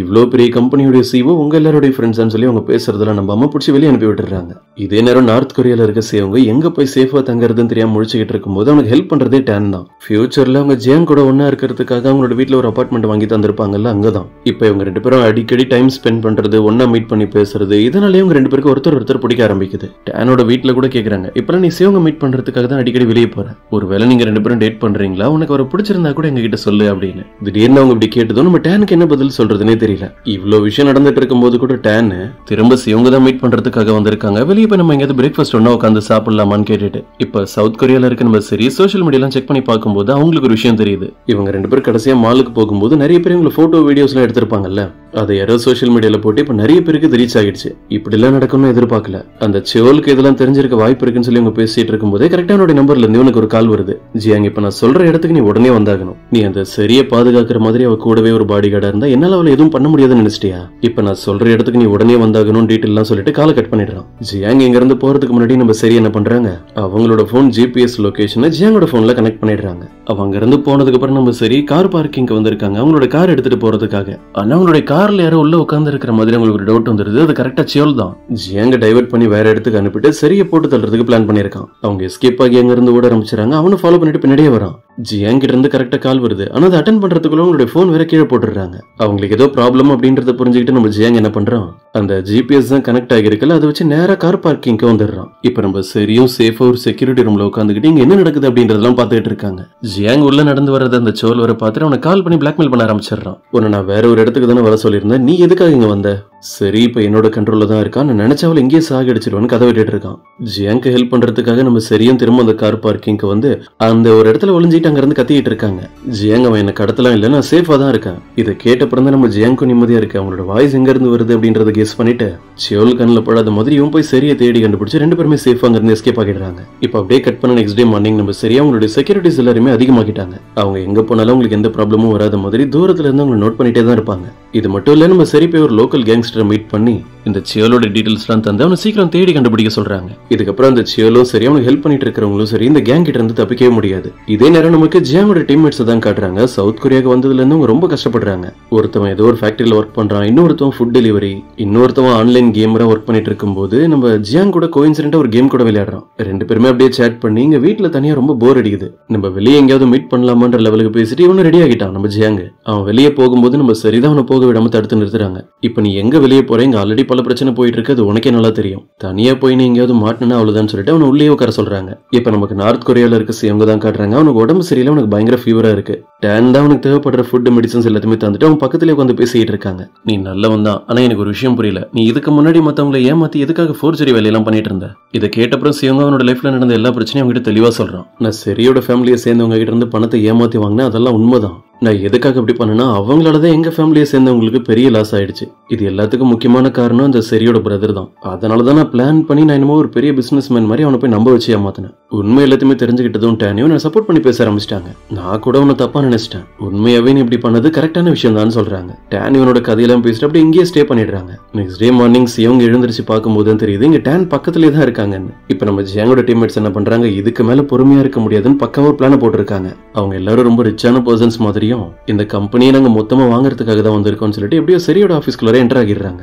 ஆனா இவங்களுடைய ட்ரெஸ், இவங்க நடந்துக்கிற விதம் எல்லாத்தையும் பார்த்துட்டு அங்க இருக்கிறவங்களுக்கு டவுட் வந்துருது. இவங்க யாரும் உண்மையா ரிச் எல்லாம் கிடையாது, கம்பெனி வாங்குறதுக்காக வந்திருக்கான், அது இதுன்னு சும்மா நம்ம கிட்ட போய் சொல்லியிருக்காங்க அப்படின்னு அவங்க எல்லாருமே அடிச்சு வெளியே துரத்தும் போது கரெக்டா நம்ம ஜியாங்க அவங்கள பாத்துறோம். இப்ப அப்படியே கட் பண்ண கொஞ்ச நேரத்துக்கு அப்புறம் சரியும் வெளியே கூப்பிட்டு வந்திருக்கான். இவங்க எல்லாருமே அவங்களை மீட் பண்றாங்க. உங்க ரெண்டு பேருக்கு எதுவும் ஆகல, உங்களை திரும்ப மீட் பண்ணதுல ரொம்ப சந்தோஷம் சொல்லி எல்லாருமே கண்ணு கலங்கி பேசிக்கிட்டு இருக்காங்க. அவங்க எல்லாருமே சேஃபா வீட்டுக்கு கூப்பிட்டு வந்து அவங்களுக்கு பிடிச்ச மாதிரி ஃபுட் எல்லாத்தையுமே வாங்கி தராங்க. எல்லாரும் சாப்பிட்டு முடிச்சதுக்கு அப்புறம் அசிஸ்டன்ட் தனியா உட்காந்து நம்ம ஜியாங் கிட்ட சில முக்கியமான விஷயங்களை சொல்லிட்டு இருக்காரு. நாங்க எல்லாரும் சவுத் கொரியாவுக்கு வந்ததுக்கு ஹெல்ப் பண்ணதே உங்களோட அப்பா தான், உங்களுக்கு எதுவும் ஆகக்கூடாதுன்னு அவர் ரொம்ப பயப்படுறாரு, உங்களை சீக்கிரம் தேடி கண்டுபிடிச்சு கூப்பிட்டு வர சொன்னாரு. அவனும் பதிலுக்கு இங்க என்ன பிரச்சனை நடந்துட்டு இருக்குன்றது நீங்களே பாத்தீங்கல்ல, என்னால சரியா அப்படியே விட்டுட்டு எல்லாம் வர முடியாது, அப்படி நான் பண்ண அந்த சோல ஒன்னும் சரியா கடத்திடுவான், இல்லைன்னா நார்த் கொரியாவுக்கு போய் என்னோட அப்பா அம்மா வச்சு என்ன பிளாக்மெயில் பண்ணுவான். இப்படி அவங்க பேசிட்டு இருந்ததெல்லாம் தூரத்துல நின்றுட்டு இருந்த நம்ம சரியும் கேட்டுறாங்க. அவங்களுக்கு என்ன பிரச்சனை போயிட்டு இருக்குன்றது புரிஞ்சிருது.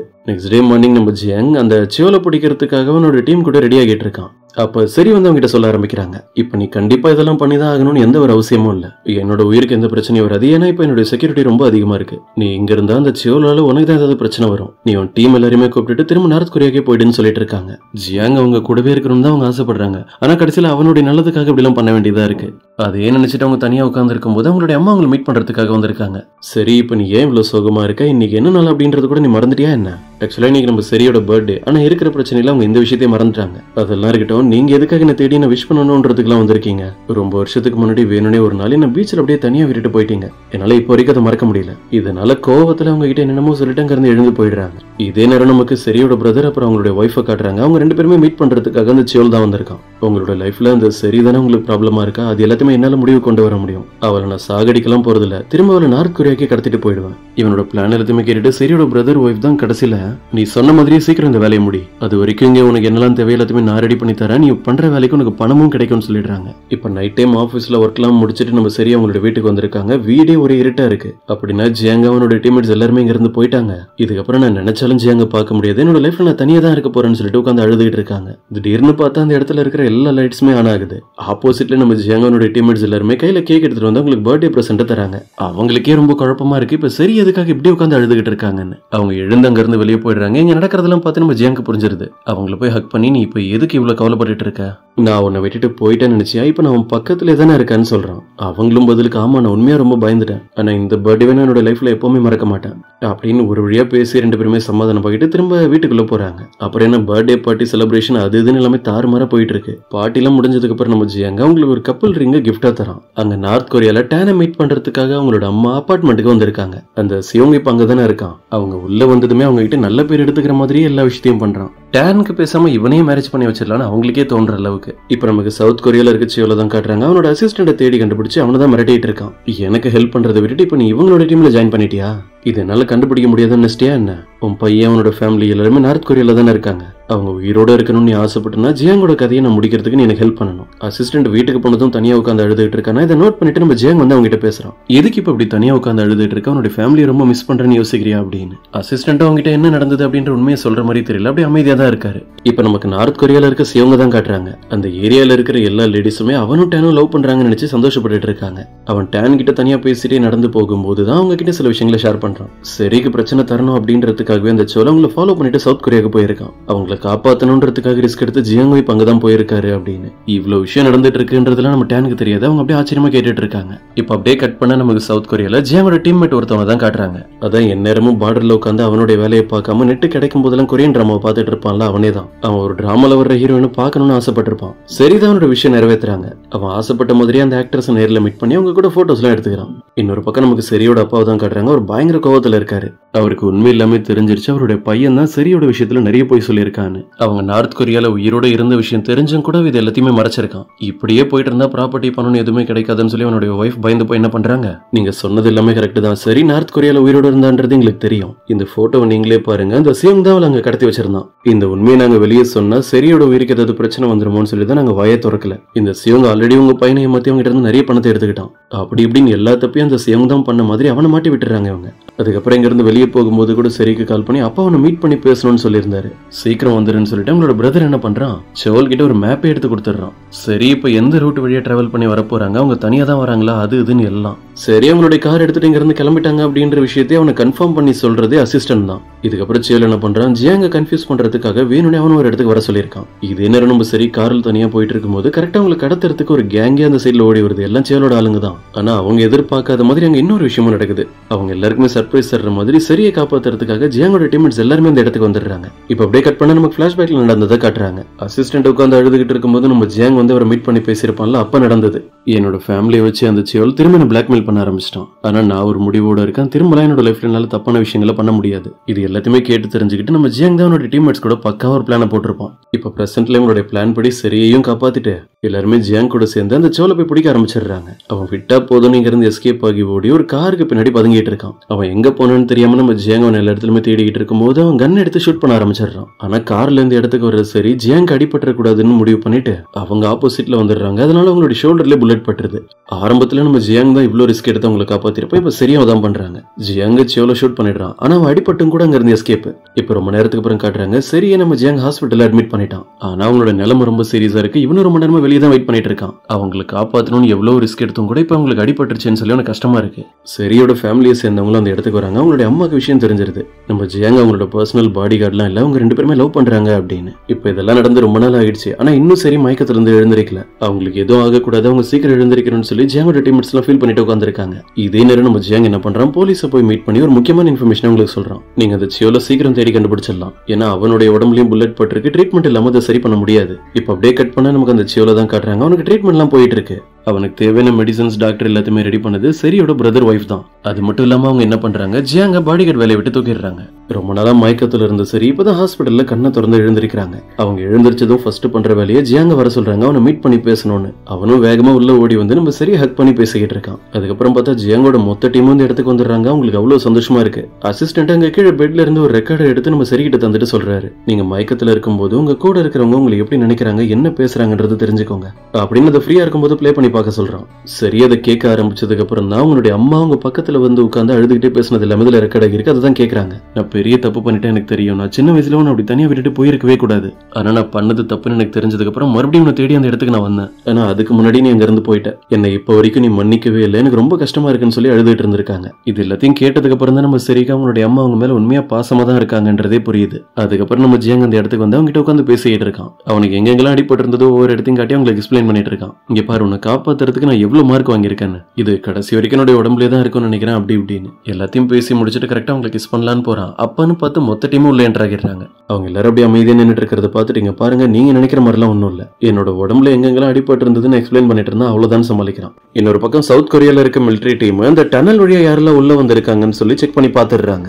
இல்லீகலா அந்த வழியை யூஸ் பண்ணி தான் நம்ம ஜியாங்க சியோல் எல்லாருமே உள்ள வந்திருக்காங்க. இப்ப ஹாஸ்பிட்டல்ல இருக்க நம்ம சரியா மீட் பண்றதுக்காக அவங்களுடைய அப்பா ஒரு ஆபீசர் கூட வந்திருக்காரு. அந்த சியோலை பத்தி உங்களுக்கு ஏதாவது இன்ஃபர்மேஷன் தெரியுமா, அப்படி தெரிஞ்சா சொல்லுங்கன்னு கேட்டுட்டு நம்ம சரியா அவங்க கையில வச்சிருந்த அந்த ஆடியோ ரெக்கார்டர் பிளே பண்ண ஆரம்பிச்சிடுறாங்க. அவங்க பெட்ல அட்மிட் ஆகி இருக்கும்போது சரியோட பிரதர் அப்புறம் அவங்களுடைய ஒய்ஃப் 2 பேருமே வந்து இவங்க பக்கத்துல நின்று பேசிட்டு இருந்திருக்காங்க. நம்ம செட் பண்ணி வச்சிருக்க அந்த செவலியோட கடத்திட்டு போய் அவளோட வேலையை முடிச்சிருவான்னு பார்த்தா வேலையும் சரியா பண்ணல. நம்ம தான் இது எல்லாத்துக்கும் காரணம் மட்டும் வெளியே தெரிஞ்சா அவ்வளவுதான் சொல்லி தெளிவா பேசி வச்சிருக்காங்க. இந்த உண்மையெல்லாம் வெளியே வந்ததும் சரியோட அப்பாவுக்கு தான் ரொம்ப கோவம் வருது. இது வரைக்கும் அவங்களோட கண்ட்ரோல்ல இருக்க பணம் ப்ராப்பர்ட்டி இனிமே எதுவுமே அவங்களுக்கு கிடையாது. கோவத்துல அவங்களுடைய பையனே சரியோட அம்மா போய் அரைஞ்சிடுறாங்க. இப்ப அப்படியே கட் பண்ண ரொம்ப நேரத்துக்கு அப்புறம் நம்ம ஜியாங்க தான் காட்டுறாங்க. அவனுடைய டீம்மேட்ஸ் எல்லாரையும் போய் மீட் பண்ணி பேசிட்டு இருக்கான். நீங்க இது வரைக்கும் எனக்கு எவ்வளவோ ஹெல்ப் பண்ணிட்டீங்க, ஆனா இப்ப நீங்க திரும்ப அவங்களோட இடத்துக்கு போக வேண்டிய டைம் வந்துருச்சு. என்ன ஃபாலோ பண்ணி நீங்க இனிமே வர வேணாம், அந்த சேலை நானே தனியா பாத்துக்கிறேன்னு சொல்றான். நான் அவனுடைய இடத்தையும் கண்டுபிடிச்சேன்னு சொல்லிட்டு இவன் நேரம் அந்த சேலை போட்டு தள்ளுறதுக்காக தான் போயிட்டு இருக்கான். ஆனா நம்ம ஜியாங்க ஃபாலோ பண்ணி நிறைய போலீஸ் கார்ஸ் எல்லாம் பின்னாடியே வருது. ஏன்னா இவனே இல்லீகலா தானே உள்ள வந்திருக்கான். அந்த சியோல எதிர்பார்க்காத நேரமா பார்த்து கரெக்டா அவனுடைய இடத்துக்குள்ள போய் நம்ம ஜியாங்க அவனை ஷூட் பண்ணலான்னு போகும்போது அவன் வேற கரெக்டா கையில கன் எடுத்துறான். திடீர்னு பார்த்தா அவனுடைய உடம்புல ஏகப்பட்ட லேசர் வெளியே இருந்து அடிக்குது. அடுத்த செகண்டே சவுத் கொரியால இருக்கிற போலீஸ் எல்லாருமே அவனை ஷூட் பண்ணி இங்கே சாகடிச்சிடுறாங்க. உள்ள வந்து நம்ம ஜியாங்கியும் அரெஸ்ட் பண்ணி அவனை இன்வெஸ்டிகேட் பண்றதுக்காக கூப்பிட்டு போயிடுறாங்க. இப்ப அப்படியே கட் பண்ண நமக்கு நார்த் கொரியால அசிஸ்டன்டோட ஒய்ஃப் அப்புறம் அவருடைய பையனை தான் காட்டுறாங்க. சியோலோட அடியாளங்களா அந்த ஏரியாக்குள்ள வந்து அவங்க 2 பேரும் மிரட்டுற மாதிரி பண்ணிட்டு இருக்காங்க. ஆனா இங்க என்ன நடந்துட்டு இருக்கு அப்படின்றத பார்த்ததும் ஏரியால இருக்கிற மொத்த கேங்கும் ஒன்னா சேர்ந்து நீங்க எப்படி அவங்க 2 பேரும் இங்க கண்ணு முன்னாடி டார்ச்சர் பண்ணுவீங்க, இப்ப நீங்க உடனே உங்களுடைய கார் எடுத்துட்டு இங்க இருந்து போயாகணும், இல்ல நாங்க எல்லாரும் சேர்ந்து உங்களை அடிப்போம்னு சொல்லி உங்களை மிரட்டியே ஓட விட்டுறாங்க. இப்ப நமக்கு சவுத் கொரியால காட்டுறாங்க. ஜியாங்க மட்டும் அரெஸ்ட் பண்ணல, அவனுடைய டீம்மேட்ஸ் எல்லாருமே அரெஸ்ட் பண்ணிட்டாங்க. நம்ம சரி வந்து அவங்களுக்கு ஹெல்ப் பண்ணலான்னு ட்ரை பண்ணவங்க கூட ஒன்னும் பண்ண முடியல. ஏன்னா அவங்க இல்லீகலா பார்டர் கிராஸ் பண்ணி வந்திருக்காங்க. இதுவே ரொம்ப பெரிய தப்பான விஷயம். அங்க நார்த் கொரியால இருக்க சியோங்கும் ஏகப்பட்ட பிரச்சனை. அவனுடைய இடத்தை கண்டுபிடிச்ச ஆபீசர்ஸ் எல்லாருமே அவனை தேட ஆரம்பிச்சிட்டாங்கன்னு சொல்லி அவன் வேற இடத்துக்கு எஸ்கேப் ஆகிட்டான். டேனுக்கு இந்த விஷயமே தெரியாது. அவன் வீட்டுல தான் இருப்பான்னு நினைச்சு எப்பவும் போல அவங்களும் வந்து பாக்குறாங்க. ஆனா அந்த இடத்துல இல்லவே இல்ல. இன்னொரு பக்கம் சவுத் கொரியால இருக்கிற ஆபீசர்ஸ்லாம் நம்ம ஜியாங் இங்க வந்த அப்புறம் நடந்த எல்லா விஷயங்களுமே ஃபுட்டேஜ்ல செக் பண்ணி பாக்குறாங்க. ஒருவேளை அவன் ஸ்பையா இருப்பானோன்னு சொல்லி அவங்களுக்கு இன்னொரு டவுட் இருக்கு. அவன் எந்த உண்மையும் சொல்லாம சரிக்கு ஹெல்ப் பண்ணணும் அப்படின்றதுக்காக எல்லாத்தையுமே மாத்தி சொல்றான். நான் தெரிஞ்சேதான் சவுத் கொரியாவுக்கு வந்தேன், அந்த சரியை கடத்திட்டு போகணும்ன்றது என்னோட பிளான். என் கூட வந்திருந்த மத்தவங்களுக்கும் இந்த விஷயத்துக்கும் எந்த ஒரு சம்பந்தமும் இல்ல. அவங்கள ரிலீஸ் பண்ணிடுங்க, நீங்க எனக்கு எந்த பனிஷ்மெண்ட் தந்தாலும் பரவாயில்லன்னு சொல்லிட்டு இருக்கான். இவன் இப்படி பேசி வச்சிருக்கான்னு தெரிஞ்சதுமே நம்ம சரி ஒரு கட்டத்துக்கு மேல டென்ஷன் ஆகி அந்த ஆபீசர் கிட்ட முன்னாடியில இருந்து நடந்த எல்லா விஷயத்தையுமே தெளிவா சொல்லிடுறாங்க. இவங்க நார்த் கொரியால போய் மாட்டி அவனை மீட் பண்ணதுக்கு அப்புறம் நடந்த எல்லா இன்சிடென்ட்ஸும் நான் அங்க இருந்து தப்பிச்சு வர்றதுக்கு அவர் தான் எனக்கு ரிஸ்க் எடுத்து காப்பாத்தினாரு. நான் இங்க வந்ததுக்கு அப்புறமா கூட அந்த சிவலால என்னோட உயிருக்கு எந்த பிரச்சனையும் வந்துடக்கூடாது அப்படின்றதுக்காக தான் இங்கே வந்திருக்காரு. அதுக்கப்புறம் இவங்க 2 பேருமே ஒரு இடத்துல ஒண்ணா உட்காந்து ஒருத்தர் பேச சொல்றாங்க. நீ எதுக்காக இப்ப இவங்க எல்லாரும் முன்னாடி உண்மையை மறைக்கிறேன்னு எனக்கு புரியல. அப்புறம் எதுக்காக நான் நார்த் கொரியால இருந்து தப்பிக்கணும்ன்றதுக்காக நீ உன்னோட உடம்புல புல்லட்லாம் வாங்கின? இப்படி கோமா நம்ம சரி என்னமோ பேசிட்டு அங்க இருந்து எழுந்து போகும்போது திடீர்னு மயக்கம் போட்டு விழுந்துடுறாங்க. அவங்கள போய் செக் பண்ணி பார்த்ததுல இப்பதான் ஒரு விஷயம் தெரியுது. அவங்க உடம்புல அந்த புல்லட் பட்டு இருந்தது இல்ல, அந்த அடிப்பட்ட இடம் இன்னும் டோட்டலா சரியாகல. கரெக்டான ட்ரீட்மெண்ட் மட்டும் அவங்க எடுத்துக்கலன்னா அவங்களோட லைஃப்ல இது பெரிய பிரச்சனையா இருக்கும்னு சொல்றாங்க. இதெல்லாம் கேட்டதுமே நம்ம ஜியாங்க்கு ரொம்ப கஷ்டமா இருக்கு. அப்படியே கண்ணெல்லாம் கலங்கி போய் ஒரு இடத்துல நின்னுட்டு இருக்கான். இப்ப அப்படியே கட் பண்ண நமக்கு நார்த் கொரியால இருக்க சியோங்க தான் காட்டுறாங்க. எப்படியோ அவனை துரத்திட்டு இருந்த அந்த ஆபீசர்ஸ் கிட்ட இருந்தெல்லாம் எஸ்கேப் ஆகி அடுத்து எங்க போறதுன்னு தெரியாம முழிச்சுக்கிட்டே நடந்து வரும்போது டேனுக்கு தெரிஞ்ச அந்த ஏரியா கேங் அவங்கள பாத்துடுறாங்க. நீங்க டேனோட பாய் ஃப்ரெண்டு தானே அப்படின்னு அவனை வீட்டுக்கு கூப்பிட்டு போய் எல்லாரும் சேர்ந்து அவனுக்காக ஃபுட்லாம் ரெடி பண்ணி தராங்க. இப்ப நைட் டைம் காட்டுறாங்க. இப்பதான் நம்ம டேனுக்கு விஷயம் தெரியுது, அவன் திரும்ப வந்திருக்கான்னு. இதை கேள்விப்பட்டதான் அவங்களே பரபரப்பா ஓடி வந்திருக்காங்க சிவங்க மீட் பண்ணி பேசுறதுக்காக. இவ்வளவு நாள் நீ என் கூட டைம் ஸ்பெண்ட் பண்ணிட்டு திடீர்னு காணாம போயிட்டேன், உன்னை நான் ரொம்ப மிஸ் பண்ணேன்னு அவங்க சொல்லிட்டு இருக்காங்க. அவனும் பதிலுக்கு நானும் உன்னை ரொம்ப மிஸ் பண்ணேன்னு சொல்லி ஒரு ரிங் எடுத்து அவங்களுக்கு தந்து அவங்களை ப்ரொபோஸ் பண்ணிடுறான். அவங்களும் அக்செப்ட் பண்ணிடுறாங்க. ஆனா நாளைக்கு அவன் சவுத் கொரியாவுக்கு போறதுக்கு பிளான் பண்ணிருக்கான் போல இருக்கு. ஏன்னா இங்க இருக்கிறதுனால சிவனுக்கு ஏகப்பட்ட பிரச்சனை வந்துகிட்டே இருக்கு. நெக்ஸ்ட் டே மார்னிங் டேன் அவனை ஏர்போர்ட்ல டிராப் பண்ணிட்டு அழுதுகிட்டே அங்க இருந்து போறாங்க. திடீர்னு பார்த்தா ஒரு 4-5 கார் அவங்கள ஃபாலோ பண்ணிட்டு பின்னாடியே போக ஆரம்பிக்குது. இப்ப ஏர்போர்ட்ல தனியா நின்னுட்டு இருக்க சிவனுக்கு ஒரு கால் வருது. அவன் அட்டன் பண்ணி பேசுறான். நீ இங்க இருந்து இவ்வளவு சீக்கிரம் எஸ்கேப் ஆயிடலான்னு பாத்தியா?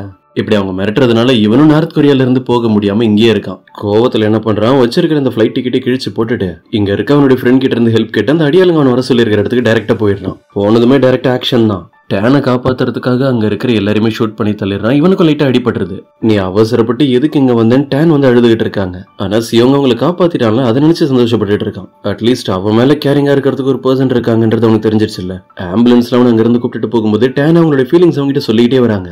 எனக்கு ஒன்னு ரொம்ப பிடிச்சிருக்கு, நீ சவுத் கொரியாவுக்கு போறது நினைச்சு நான் எவ்வளவு கவலைப்பட்டேன் தெரியுமா அப்படின்னு. ஆனா ரொம்ப லேட் ஆகிடுச்சு. சிவங்க காப்பாத்த முடியல, அவன் அந்த இடத்துல இறந்துடுறான். அவனை எப்படியாவது காப்பாத்திடலாம் தான் டேன் இவ்வளவு கஷ்டப்பட்டு இருந்திருப்பாங்க. சிவங்க இறந்து போயிடுவான்னு அவங்க எதிர்பார்க்கவே இல்லை. அப்படியே அழுது உட்கார்ந்திருக்காங்க. இன்னொரு பக்கம் சவுத் கொரியால நம்ம சரியோட ஹெல்த்தும் கொஞ்சம் கொஞ்சமா ரிகவர் ஆகிட்டே வருது. அவங்கள அவாய்ட் பண்ணிட்டு இங்க இருந்து போயிடலான்னு ஜியாங் இவ்வளவு யோசிக்கிறான். ஆனா அவனால எதுவும் பண்ண முடியல. இப்ப ரொம்ப நாளைக்கு அப்புறம் காட்டுறாங்க. சரி மயக்கத்துல இருந்து எழுந்திருச்சதும் என்னெல்லாம் நடந்தது அப்படின்றத அவங்களுடைய அம்மா தான் எக்ஸ்பிளைன் பண்றாங்க. ஜியாங் அவங்களை விட்டுட்டு எங்கேயும் போகல, கடைசி வரைக்கும் இங்கே தான் இருந்தான். இன்னைக்கு ஜியாங் அப்புறம் அவனுடைய டீம்மேட்ஸ் எல்லாருமே சேஃபா சவுத் கொரியாக்கு அனுப்பி வைக்கிறதா சொல்லியிருக்காங்க அப்படின்னு. எப்படியாவது அவனை கடைசியா ஒரு டைம் மீட் பண்ணிடணும். நம்ம சரி கார்ல வேகமா அவனை தேடி தான் போயிட்டு இருக்காங்க. அங்க பார்டர் லைன்ல சவுத் கொரியால இருந்து யார் யாரெல்லாம் இல்லீகலா நார்த் கொரியாவுக்கு போயிருக்காங்க அவங்க எல்லாருமே லைன்ல வேலையில அவங்களுடைய கண்ட்ரிக்கு திரும்ப வராங்க. இன்னொரு பக்கம் நம்ம ஜியாங்கோனோட டீம்மேட்ஸ் எல்லாருமே நார்த் கொரியாக்கு நடந்து போயிட்டு இருக்காங்க. அப்போ செரியோட வாய்ஸை கேட்டதுமே உள்ள என்ட்ரானவன் திரும்ப சவுத் கொரியாக்கு வந்து அவங்களை ஹக் பண்ணி பேசுறான். இதை பார்த்ததும் அங்க இருக்கிற எல்லாருமே கன் எடுத்துட்டு ரெடியா நின்னுட்டு இருக்காங்க. ஏன்னா இந்த ரெண்டு நாட்டுக்கும் தான் எப்பவுமே ஆகாது. சரி, நீ எதுக்கும் கவலைப்படாத, நீ எனக்காக வெயிட் பண்ணு, நம்ம ரெண்டு பேரும் திரும்ப மீட் பண்ணுவோம், அது வரைக்கும் வேற எந்த ரிஸ்க்கும் எடுக்காதுன்னு சொல்லிட்டு அங்க இருந்து போயிடுறான். இப்ப நம்ம ஜியாங்கோனோட டீம்மேட்ஸ் எல்லாருமே நார்த் கொரியாக்கு போனதும் இவங்க தேவையில்லாத வேலையை பார்த்துருக்காங்கன்னு ஒரு ஜெனரல் என்ன பண்றாரு, இல்லீகலா போயிட்டு திரும்ப வந்தவங்க எல்லாருமே ஷூட் பண்ணி சாகடிக்கிறதுக்கு ஆர்டர் தந்திருக்காரு. இவங்க எல்லாரோட கதையும் இங்கேயே முடிஞ்சிருக்க வேண்டியது. ஆனா நல்ல வேலையா ஜியாங்கோட அப்பா இந்த விஷயத்தெல்லாம் கேள்விப்பட்டு அவருடைய சோல்ஜர்ஸ் கூப்பிட்டு இந்த இடத்துக்கு வந்துடுறாரு. அவங்க இல்லீகலா போயிட்டு வந்து பண்ண தப்பை விட சியோல் கூட சேர்ந்து இந்த ஜெனரலும் நிறைய பேர் சாகடிச்சிருக்கான். நீ பண்ண தப்புக்கான பனிஷ்மெண்ட் உனக்கு கிடைக்க வேணாமான்னு சொல்லி அவனை ஷூட் பண்ணி சாகடிச்சிடுறாரு. இன்னொரு பக்கம் நமக்கு டேனை தான் காட்டுறாங்க. அந்த ஏஜென்ட் பண்ண தப்பால தான் சியோங் தேவையில்லாம இந்த இடத்துக்கு வந்து பிரச்சனை எல்லாம் மாட்டி இறந்து போயிருப்பான். அவனை பிடிச்சவன் இது வரைக்கும் பண்ண தப்பு எல்லாத்துக்கும் சேர்த்து பனிஷ்மெண்ட் வாங்கி தராங்க. சவுத் கொரியால இருக்க நம்ம சரியும் அதே தான். அவங்களுடைய பிரதர் அப்புறம் ஒய்ஃப் எல்லாம் சேர்ந்துட்டு எவ்வளவு மோசமான விஷயங்கள்லாம் பண்ணிருக்காங்க இது வரைக்கும். அதெல்லாம் ப்ரூஃபோட கண்டுபிடிச்சு கடைசியில் அவங்களுக்கு ஜெயிலுக்கு அனுப்பிடுறாங்க. இப்ப ரொம்ப நாளைக்கு அப்புறம் காட்டுறாங்க எப்பதான் நம்ம திரும்ப ஜியாங்க மீட் பண்ணுவோம்னு சரி வெயிட் பண்ணிட்டு இருக்கும்போது அவனோட நம்பர்ல இருந்து உங்களுக்கு மெசேஜ் வருது. ஆக்சுவலா நம்ம ஜியாங் எப்படி செட் பண்ணி வச்சிருக்கானா, தினமும் அவங்க கூட அவன் டச்ல இருக்கிற மாதிரி ஒரு மெசேஜ் போற மாதிரி செட் பண்ணி வச்சிட்டான். இந்த மெசேஜ் எல்லாம் பாக்குறதுனால நம்ம சரிக்கு அவங்க லோன்லியா இருக்கிற மாதிரி எந்த ஒரு ஃபீலும் இல்ல. அவங்க எங்க டிராவல் பண்ணாலும் சரி, வீட்டுல ஏதாவது சாப்பிடும் போதும் சரி, ஜியாங் பக்கத்திலே இருக்கிற மாதிரி தான் உங்களுக்கு தோணுது. இப்ப நார்த் கொரியால இருக்கட்டேன்னு ஜியாங் கிட்ட ஒரு கேமரா எடுத்து தராங்க. இது உங்களுக்கு தேவைப்படும், ஏன்னா உங்களுக்கு பிடிச்ச பர்சனுடைய போட்டோஸ் இதுல இருக்கு அப்படின்னு. அதுல யாரோட போட்டோ இருக்குன்னு பார்த்தா நம்ம சரியோட போட்டோ தான். சில வருஷத்துக்கு முன்னாடி அவங்க ரெண்டு பேருமே சுவிட்சர்லாண்ட்ல மீட் பண்ணிருப்பாங்கல்ல. அப்ப நம்ம சரி அவங்களோட லைஃப்ல அவங்களுக்கு எதுவுமே பிடிக்காம சுவிட்சர்லாண்டுக்கு வந்ததுக்கான காரணமே அவங்க இங்க சூசைட் பண்ணி இறந்து போயிடலான்னு தான். ஒரு பிரிட்ஜ்ல இருந்து கீழே குதிக்கலாம்னு இவங்க யோசிச்சுட்டு இருந்தாங்க. அப்ப அந்த பக்கம் வர நம்ம ஜியாங் தான் இவங்களை போட்டோ எடுத்து அந்த தாட்ல இருந்தே அவங்க டைவர்ட் பண்ணி விட்டுருப்பான். இப்ப சரி அவங்களோட லைஃப்ல ரொம்ப சந்தோஷமா இருக்காங்க. ஆனா ஒரு வருஷம் முடிய போகுது. ஜியாங் அனுப்பின கடைசி மெசேஜ் அவங்களுக்கு வருது. அது அவங்களுடைய பர்த்டே அப்ப அவங்களை இன்னும் சந்தோஷப்படுத்துற மாதிரி. இப்ப அவங்க டைம் கிடைக்கும் போதுலாம் அடிக்கடி சுவிட்சர்லாண்டுக்கு தான் போயிட்டு வராங்க. இவங்களோட நியூஸ் எப்படியாவது ஜியாங்க்கு தெரிஞ்சா வந்து ஒரு நாளாவது அவங்களை மீட் பண்ணிட மாட்டானா அப்படின்னு. இப்படி அவங்களோட லைஃப்ல பல மாசம் போயிடுது. ஒரு நாள் எப்பவும் போல பேராகிளைடிங் எல்லாம் பண்ணிட்டு இருக்கும் போது பேலன்ஸ் எல்லாம் வந்து கீழே விழுந்துடுறாங்க. அவங்க அதுல இருந்து எழுந்திருக்கும் போது பார்த்தா கரெக்டா நம்ம ஜியாங் வந்து ஆப்போசிட்ல நிக்கிறான். நான் தான் அவங்க கிட்ட சொல்லியிருந்தால நம்ம ரெண்டு பேரும் கண்டிப்பா மீட் பண்ணுவோன்னு அப்படின்னு அவன் சொல்றான். நம்ம சரி சந்தோஷத்துல ஓடி போய் அவனை ஹக் பண்றாங்க. ஆக்சுவலா இப்ப அந்த ஆர்மி டீமுக்கு கேப்டன் எல்லாம் இல்ல. அவனோட லைஃப்ல அவனுக்கு பிடிச்ச மாதிரி ஒரு நல்ல பியானிஸ்டா மாறிட்டான். என்னதான் அவன் நார்த் கொரியால இருந்தாலும் எல்லா வருஷமே அவங்க ரெண்டு பேரும் பிளான் பண்ண மாதிரி சுவிட்சர்லாண்ட மீட் பண்றாங்க. சோ இப்படி ஒரு ஹாப்பியான எண்டிங்கோட அந்த டிராமாவும் முடியுது. சோ அடுத்தது ஒரு வித்தியாசமான ஸ்டோரியில வந்து உங்களை மீட் பண்றேன். அது வரைக்கும் take care and see you guys.